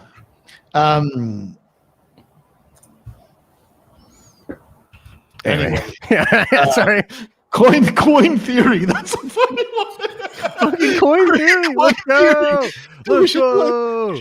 Yo, I'll be the Doge guy. You can be the Bitcoin guy, and we'll just argue the whole time. What's this? It's a little bit. That costume is dope, though. That's good. Shit. It's good. Yeah, it's definitely good. Let's band together so Disney sells Star Wars to them. Look, man, like you never know. How much do you think they would sell it for? I think right now, if you walk up to that dude, let's say I walk up to the doors and like, if I drop a serious offer, a serious offer of about, I would say $7 billion, they would have to take that offer seriously. I don't know about that. I think 7 billion could start a real conversation. If you have 7 billion would be a really start. But here's the thing: proof of funds to say 7 billion, and you create enough royalty incentives for them for properties that they directly produced under the years that they owned it, and you carved out royalty rights for those properties during the span of time that they ran it. And you still allow them to, for example, house this Star Wars stuff inside the Disney parks. Yeah, that's what I was thinking. Yeah, that's what I was thinking. Because the real estate and the investment in that is like heavy, dude. I think that there's a way to buy creative and control. He's obviously not rich if he doesn't have any Doge. Yeah. No, I'm destitute. If he doesn't have any Dogecoin, how could he be rich? Yeah. Yeah, I don't know, man. Here's my thing about Disney and selling. What studio would even buy Star Wars right now? Like, who would buy Star You're Wars? looking at it, dude. I would buy if I had that money. If Yeah. people donated, if was it 3 million subs almost? How many would we need for like $10 billion? That's a lot, bro. Like that. First of all, 10 let's do the billion- math on that. Let's do the math on that. So let's say you had 3 million subs, right? All right. Mhm. And you need $7 billion to start a convo. So you need Okay. 1,000 millions per Billy. Okay. Okay, yeah. I mean, there's easier ways to do the algebra than that, I think. But yeah, Every And then you one need- of my subs would have to donate $233.33. that's nothing. Think about that. That's nothing. Think about that. Theoretically, think about that. Right? You literally Theorize just said about it's that $10 theory. billion. If every sub woke up and said, "Hey, we will donate $300," okay, Yeah. and we will buy Star Wars, and everybody who donates the $300 is part of the ownership The structure. SEC wouldn't let you do that though, probably. Yeah. Let them try to stop it. We do it through crypto. See, that's what I would do. Yeah, I agree with you. But trust me, because of the Oh, that's conversation. crazy! Only $300 per $300. That would be $9 billion. That's nine a lot of Bs. billions. But you're gonna 9 get hit with billion for taxes every on that. single Though. sub. You're gonna lose 30% and get hit with taxes, bro. You ain't making no 10 billies off of this. I'm Dude, sorry. It's just you know, not first of all, happening. there's always, if you have that kind of power, okay, Yes, I agree. where that you can get band equity together or- a community 3 million strong to donate that. Forget donate, not donate, invest it, right? Because you have voting rights, right? We would grant everybody voting rights. Yeah. Okay. And those 3 million people would It's a have security. You're selling a security, then. You know what I mean? Like that. There's Well, a dude, lot of don't- legislation for that. I'm just Don't saying. say that word out loud, bro, because that's not for the record. FCC gods, that's not at all what I'm saying. But Whoa, I'm just saying. Sorry, I made a kinda what it mistake. I made a sounds like mistake. to I made a me. mistake. It's $2,333. it's still nothing. Still nothing. Wait, 2,000 they would need to do each? Yeah. But it just All right, that's just a little shot more. up by an order of magnitude. Yeah, that's still nothing. All right, fine. So look, we just need to work it a little bit You longer. need to find an okay? asset that can appreciate at scale to you know what I mean? Like that, maybe then or something. I don't know. I don't know, man. I feel Yeah. like Bro, buying- math. bruh, math is cool. No, yeah, whatever. My math is terrible, so I just trust Theory. You Yeah, know, he's the accountant for our business. There you go. No. You guys are where do I sign? Where do I I sign, pay dude? people to crunch the numbers. I don't do the number crunch. I'll make a mistake. Dude, I'm expecting the Pay the same smart people. number fudging on my dividends, and we're Yeah. good. You know what I mean? Like, Yeah, but I mean, think Anyway. of like PewDiePie's poll. He's got 110 million subscribers. yeah, dude. Yeah, it's crazy. No, I mean that's a very powerful. That's obviously like a lot of power, and I think in the attention economy, like holy cow, like it's a lot of weight to move around. Oh, that's insane. If all of his subs donated $90, they'd have 9 billion. It's crazy. Yeah. But in some ways, this is the formula that all companies are trying to figure out. You know what I mean? I am the spy. He did it. He did it. Elder Scrolls Theory. Did you ever like the Elder Scrolls games? Yeah, I didn't play them much though. I played Skyrim the most. Yeah, Skyrim. Yeah, Skyrim in VR is spectacular. If you Oof, ever want to yeah. have a really fun VR experience, I've talked about this a bunch, but play Skyrim with the Star Wars lightsaber mod Ooh. in VR. It is an absolute blast, dude. It's my favorite Star Wars game I've played single player. Yo, I will do OnlyFans what I Theory. must. Oh, dude, Jesus, I will do what I must. Don't do what I must. That should be the setup for the photo shoot too. What Theory's going to launch an OnlyFans to buy Star Wars? Yeah, man. That's what it'd be about. He'd really be about that Yeah. life. No, okay. Look, a lot of people are just coming up with different channel names for Theory and stuff like Halo Theory and Star Trek Theory. Look, if you guys provide value to me, I will make all of those channels, and you guys can have a job.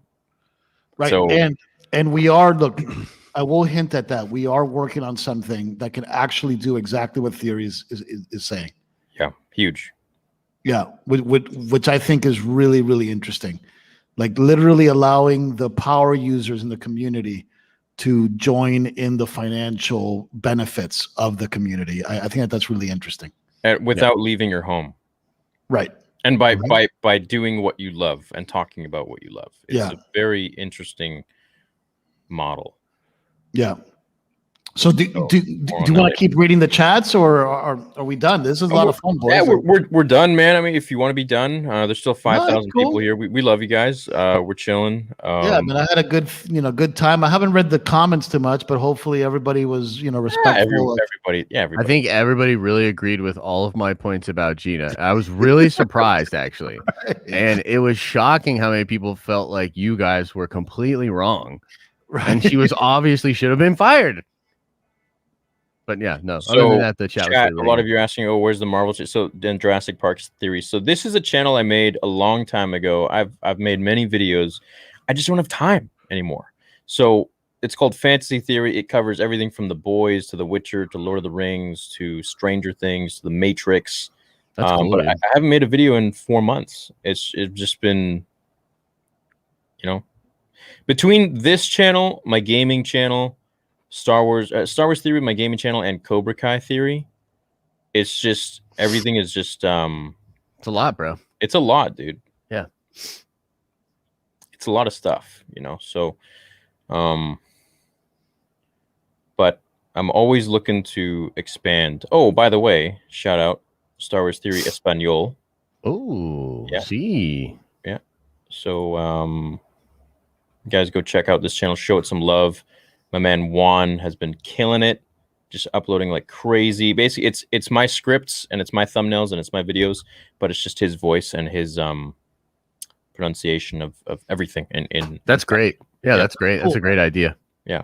So there's that, and then the gaming channel, which is tons of fun. But yeah, so I mean, if you guys want to be a YouTuber, I mean, I can definitely help make that happen.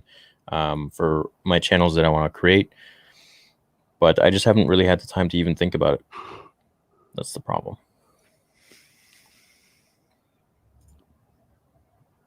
Are you? So that's my buddy Silas, but it is my channel. We share it.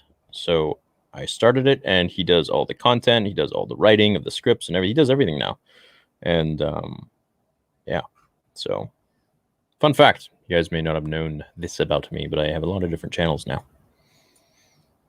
Yeah. Ooh, I like this one. Conspiracy Theory. Talk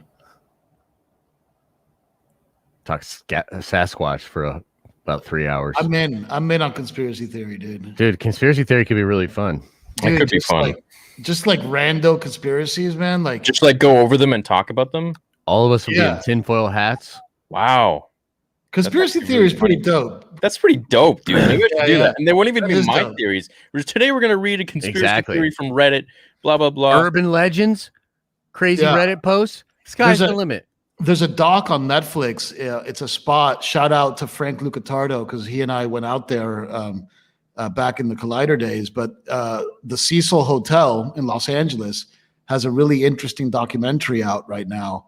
About, like, I'm not going to spoil it too much, but there's a lot of that internet sleuthing going on in that doc, kind of like, don't F with kittens or whatever it's called, or cats. Yeah, I've seen that.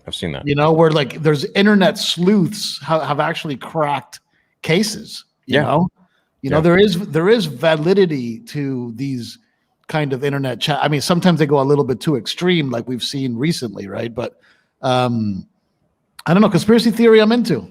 Sign me up. Dude, sign me up. Okay. If it's me just reading conspiracy theories, I don't really have to do any work. All right. It'd be fun. I can't do any work anymore. There's too much going on. And a conspiracy theory podcast could be fun. Dude, it'd be really fun. So the history theory that someone said that's actually kind of Fast Facts. I don't know where my Fast Facts channel is, but let me see if I can find it.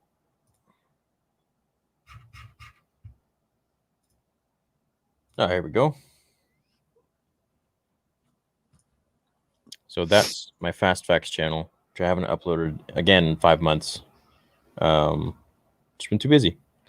And This is a channel I love this channel so much, but I just don't have time, man. It's like, but it's such a cool concept. I just get to cover different cool, fast facts. So I had this book when I was a kid. It was called Uncle John's, and it was basically like the cover of it was it's a joke. You read it on the toilet, but you read it wherever. And there's just so many different facts in there, and it was so fun.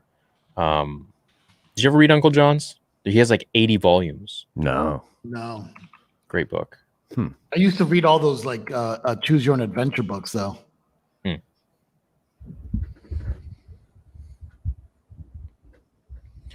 Well, I guess we'll see you later, guys. Dude, what about all the chats? You guys don't do that anymore, huh? Fair enough. No, we do. But It's like a different show. No, we do it like so I was just not doing no one sent to chat yet. Okay. I mean, he was going through them periodically. You were going through them already. Well, I do this. I bring it up on the screen. Oh, I see. Yeah, Gotcha, so gotcha, sometimes it gotcha. might not be in the conversation, but they at least get highlighted or something. And, you so, know? Got it. and that incites conversation in the chat and Perfect. at least acknowledge it. Perfect. For all the chats that I missed during the more serious discussion before with Gina, I'm sorry if I missed those. I can always do a stream, unlisted stream later, and I can read them all if you want. Yeah. You know, one thing that I was always really into, but people have turned on it drastically, is Indiana Jones. You know, like that's like the other like house in Lucasfilm. You know, that's like when I was growing up as a kid, like Harrison Ford's portrayal of Indiana Jones was everything. It was epic. Yeah. You know, and like we theorized so much around Indy and like what, you know, like his past and he, you know, where he went to school and his, you know, his none of first that's discoveries. there's none of that anymore, dude. It's like Indy's like a boomer property. Yeah, dude, Indy went boomer. So regarding this, to contact me, every time I do that, I always put my email. It's not Star Wars Theory 66. It's not that email. It's a different one. But I always get like I never get serious inquiries. Like maybe like one serious inquiry out of like 50 different. It's like, oh, I've never edited before, but yeah, I want to be your editor. And it's like, no, dude, that I need someone who's very experienced and knows what they're doing. Not just any person who just. I appreciate the interest, but you know, this is my business. This is my career. I make content, make YouTube videos. You know, one thing that I would love to do with you guys is that we all sit down, okay, and we, even though I've read it like 6 times, but we all sit down and we reread the Zahn trilogy. You know, Heir to the Empire, Dark Force Rising, and Last Command. And we kind of review it together, you know, because I know that you guys are probably both very familiar with it. But like, I think that storyline deserves a deep dive. And like, we've never taken that dive. You know, I'm not sure if Theory do not like those books. No, I do. I was just laughing at the thing that popped up on the screen. Yeah, no, I read the comic and I'm reading the books now. Yeah, it's just really cool story. You know, Yeah, it's a really cool story. And for me, actually, my favorite part of that whole story is Luke and Mara. And Mara. Yeah, Luke and Mara, I think, is fascinating. You know, Yeah. Mara's fascinating from the rip, dude. She's very interesting. You know, right away. Yeah. From where he meets, you know, the way that they meet on that planet. I don't want to spoil it, but it's really well done. It's really interesting. But anyway, yeah. Because like Theory and I like had this really fun phone call, maybe like I don't know 3 weeks ago, where we were just talking about Darth Bane for an hour. You know, and it's like there's all these great old Star Wars EU books that have some really cool stories in them. That great like, characters. Yeah, that people just don't talk about anymore, you know, and it'd be kind of fun as we're looking for fun Star Wars stuff to talk about to maybe, you know, bring some of those back, you know? Yeah, definitely not a bad idea, especially when it's dry news, you know? Yeah. All right. So someone said, how are you supposed to hire someone without experience if they don't have experience? Well, I don't. I hire people with experience. So I'm not in the business of giving people experience. It's you know, it's a job. It's a job posting. So yes. But also that being said, if you don't have professional experience, well, you don't Get have it. professional Yeah, experience. it's called Yeah, get it. YouTube, You know, Udemy, LinkedIn. Yeah. I mean, we live in the information age. I mean, and everything we're talking about is digital. So the beautiful thing about the arts is that it's actually fairly easy to get started in all of them. It's very difficult to excel, right? It's kind of like that old, Atari concept of, easy to get into, but, difficult to master. right. But if you want to learn editing, download Final Cut, download Premiere, download whatever program and start cutting, start shooting and start cutting, Yeah. You can even take a movie like an MP4, one of your favorite ones, and just cut that up and just learn, Well, it's very simple. Like editing the stuff I do for YouTube, except for the comic videos. I feel like that's a little more intricate. George Lucas invented that non-linear editing. All non-linear editing comes from George Lucas's invention. Dude, there's God, man, can you play this one little bit? Because I actually touched that. Because they used to just edit. I mean, Mark, but they used to literally edit in sequence of the film with actual film and tape, and like that. There's a scene in the last George Lucas deepfake video that I did where he goes to Vegas to celebrate the collapse of the Rise of Skywalker. He goes to Vegas to party to celebrate that the Rise of Skywalker got panned so hard. Yeah. And in that video, he's giving an interview and he lists all of the things that he invented that the film industry owes him, and it's just it's absolutely phenomenal. I mean, I wish I had it up because it is truly Josh Robert Thompson at his best, George Lucas, just running down the list of all of his inventions. Yo, he was crazy, dude. He was a lot like he's the Kubrick most, like that too, because Kubrick did the similar stuff. No, you can't compare him to Kubrick. Kubrick invented lenses. His films But for Barry Lyndon, he literally created a lens to be able to shoot that camera. Right. Well, Panavision created the lens, but with him, with Lucas, it was actually his company literally building these things. True. It's a completely. But let me ask you this: now that we're on this debate, who's the better filmmaker? Lucas is the better inventor. Who's the better filmmaker?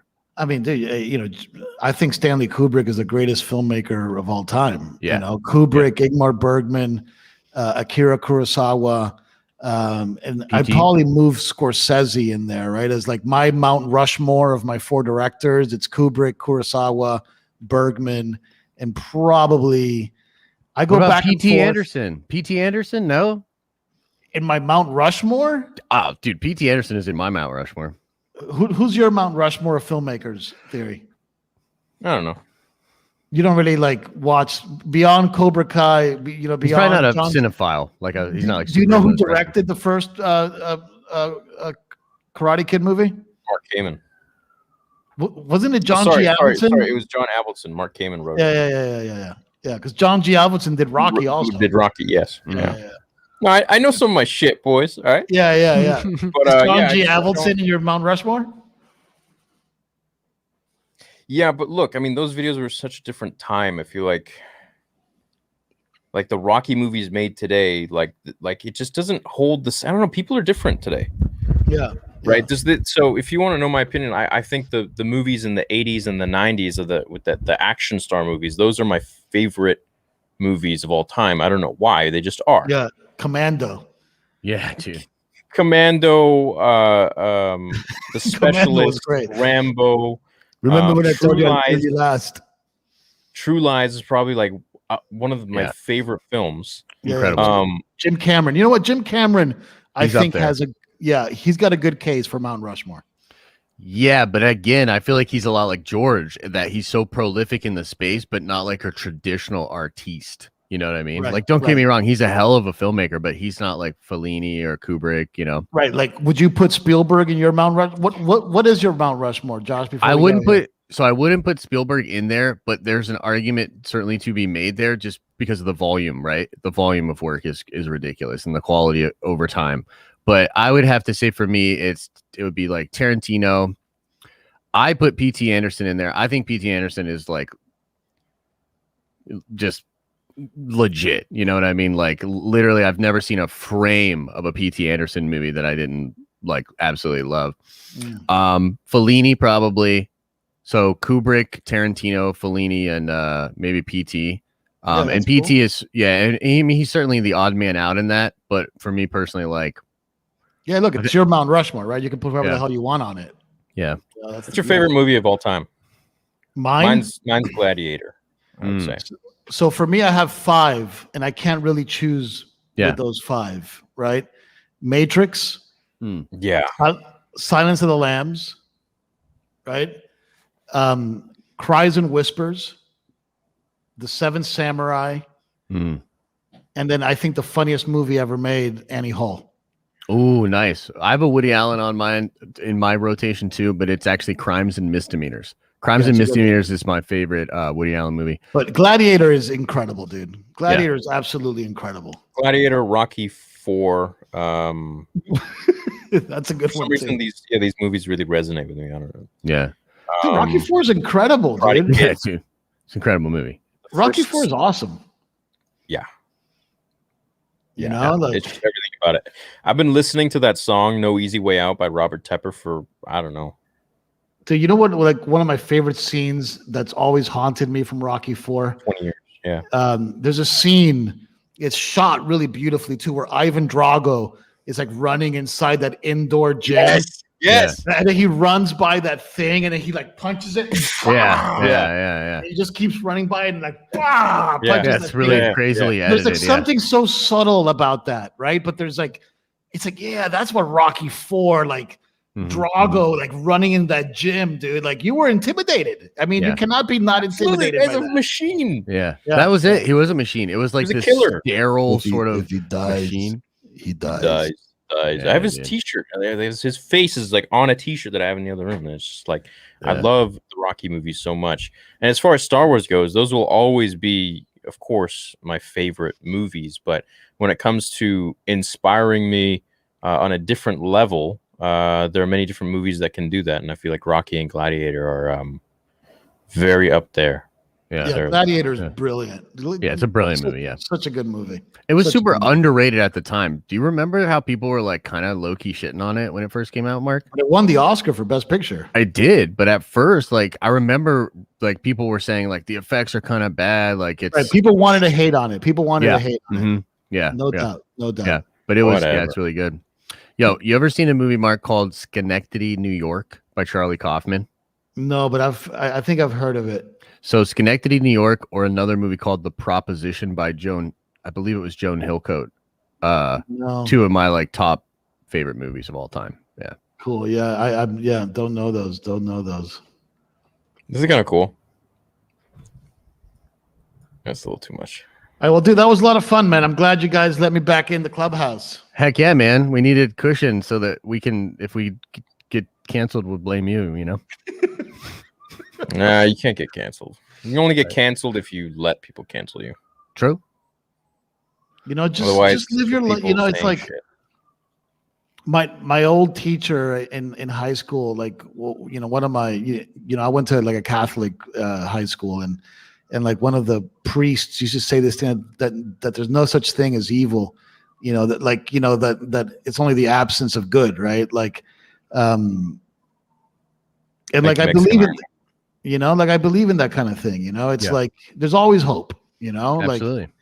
And I think that's why I love Star Wars so much, man, because that's what the original trilogy for me is all about, is that no matter how bad things can get, you can always find it in your soul to redeem somebody else's soul, you know, and be part of that process, you know. And like, I think we're too quick to judge and throw people down that shaft, you know, like the Emperor, and have them and watch them explode and everybody cheers. Yeah. Where it's like we don't fight hard enough to redeem people that we have opposition with, you know, and I think that's a serious problem, you know. And like we're too quick to say, oh, that person is a jerk and, you know, they can go to hell, and, you know, let's all laugh and watch them cry, you know, where it's like, I love Star Wars because of the exact opposite message. You know, Luke this guy blew up a planet with probably 9 billion people. You know, this is a bad guy. This is a bad dude.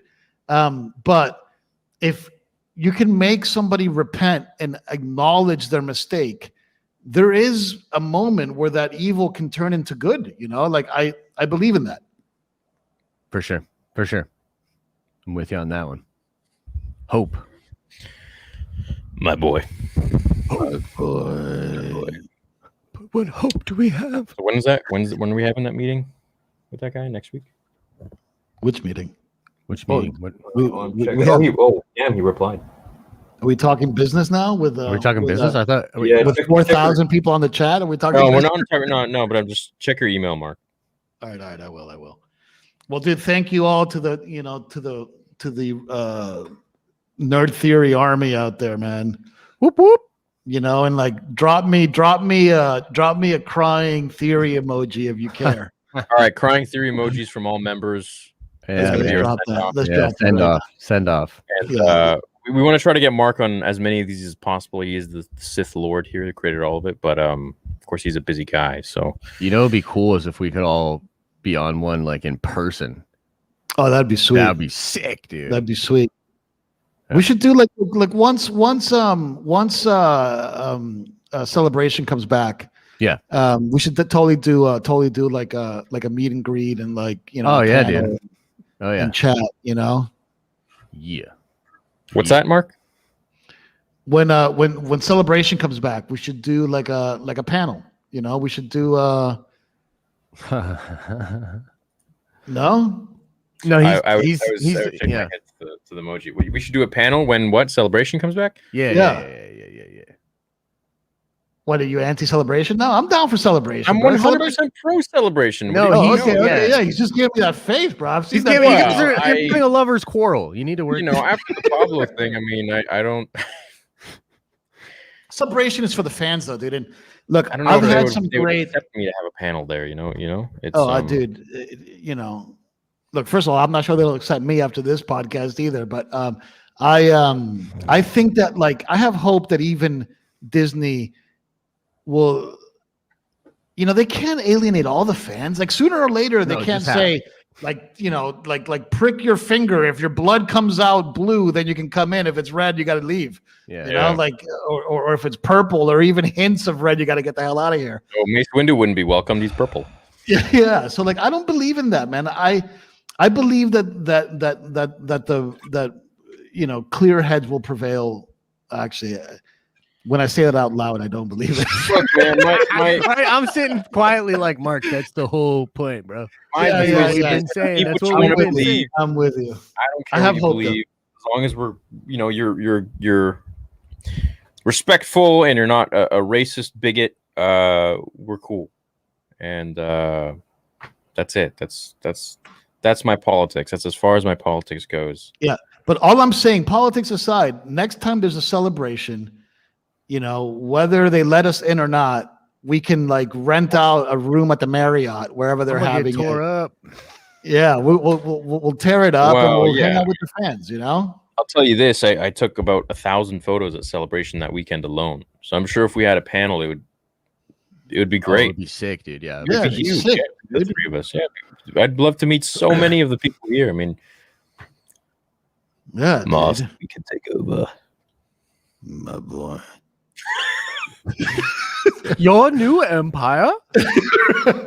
Not with me. You are my enemy. Only a Sith deals in absolutes. All right, boys. And you're We're beginning to sound like a separatist.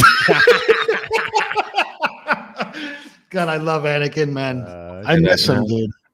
Shit. Yeah. Oh, dude, you know what we didn't talk about, dude? Hmm. God, I don't want to like this is big stuff. this Anakin wig. I haven't worn it.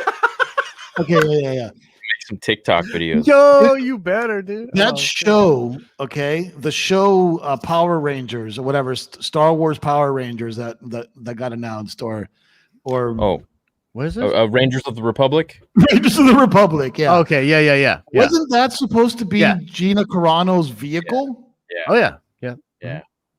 So is that show canceled, or they're just plugging in some No, other they're just, Power Rangers? yeah, they're probably. I mean, they haven't shot. They're gonna redevelop probably plug in one of the other people. Maybe even Bill Burr gets more screen time or some shit. You know. I got to tell you something, man. Bill Burr kind of won me over in that. Yes, he last did. episode. Yes, he did. That Yeah, last he had episode was chops, dope. dude. He had chops in that. Yeah. Mhm. Yeah, that last episode was cool. Anyway, He's funny. my lord. Am I ever going to put this on Spotify? I mean, all due respect, but please, Star Wars Theory, ever going to put this on Spotify? Yeah, so shout out to the Spotify channel. You guys can go there. All new episodes every single day. Go check it out right now. Spotify, Star Wars Theory. And we're going to get these up there too. Yeah. Feeling the energy tonight. It's on point. It's always on point, baby. Well, maybe not always, actually. I was funky some like weeks a couple weeks ago. I was like in my feelings. we all have those. We have fun though when we hang. It's cool. Yeah, you know? for sure. For sure. It's We always a always good time. We always do. It's always a great energy whenever the three of us join. We're like the, I don't know, Avengers, the Musketeers. Have you Yeah. seen the Three Musketeers with Steve Martin, Oh, yeah. Dan Aykroyd, Of course. and Three amigos, bro. Three Amigos? Yeah. but yeah. Oh, Amigos, it's dude. the best. Yeah, Mark dude. is so mad, dude. Yo, he's so mad. He's like, Musketeers? Canada? What are you talking about? Yeah. Yeah, it's the amigos, bro. You weren't even a. And Chevy Weren't even- Chase. First of all, you're not even mentioning the great Chevy Chase. Right? About to, and then you come here. Damn it. Yeah. Sorry. Shit. All right, boys. I think we're done. All right, All right, chat. the We love three you guys. amigos Like killed the if you enjoyed it, become a member so you can spam my crying face. And yeah, we'll catch you in tomorrow's video. Yeah, see you later.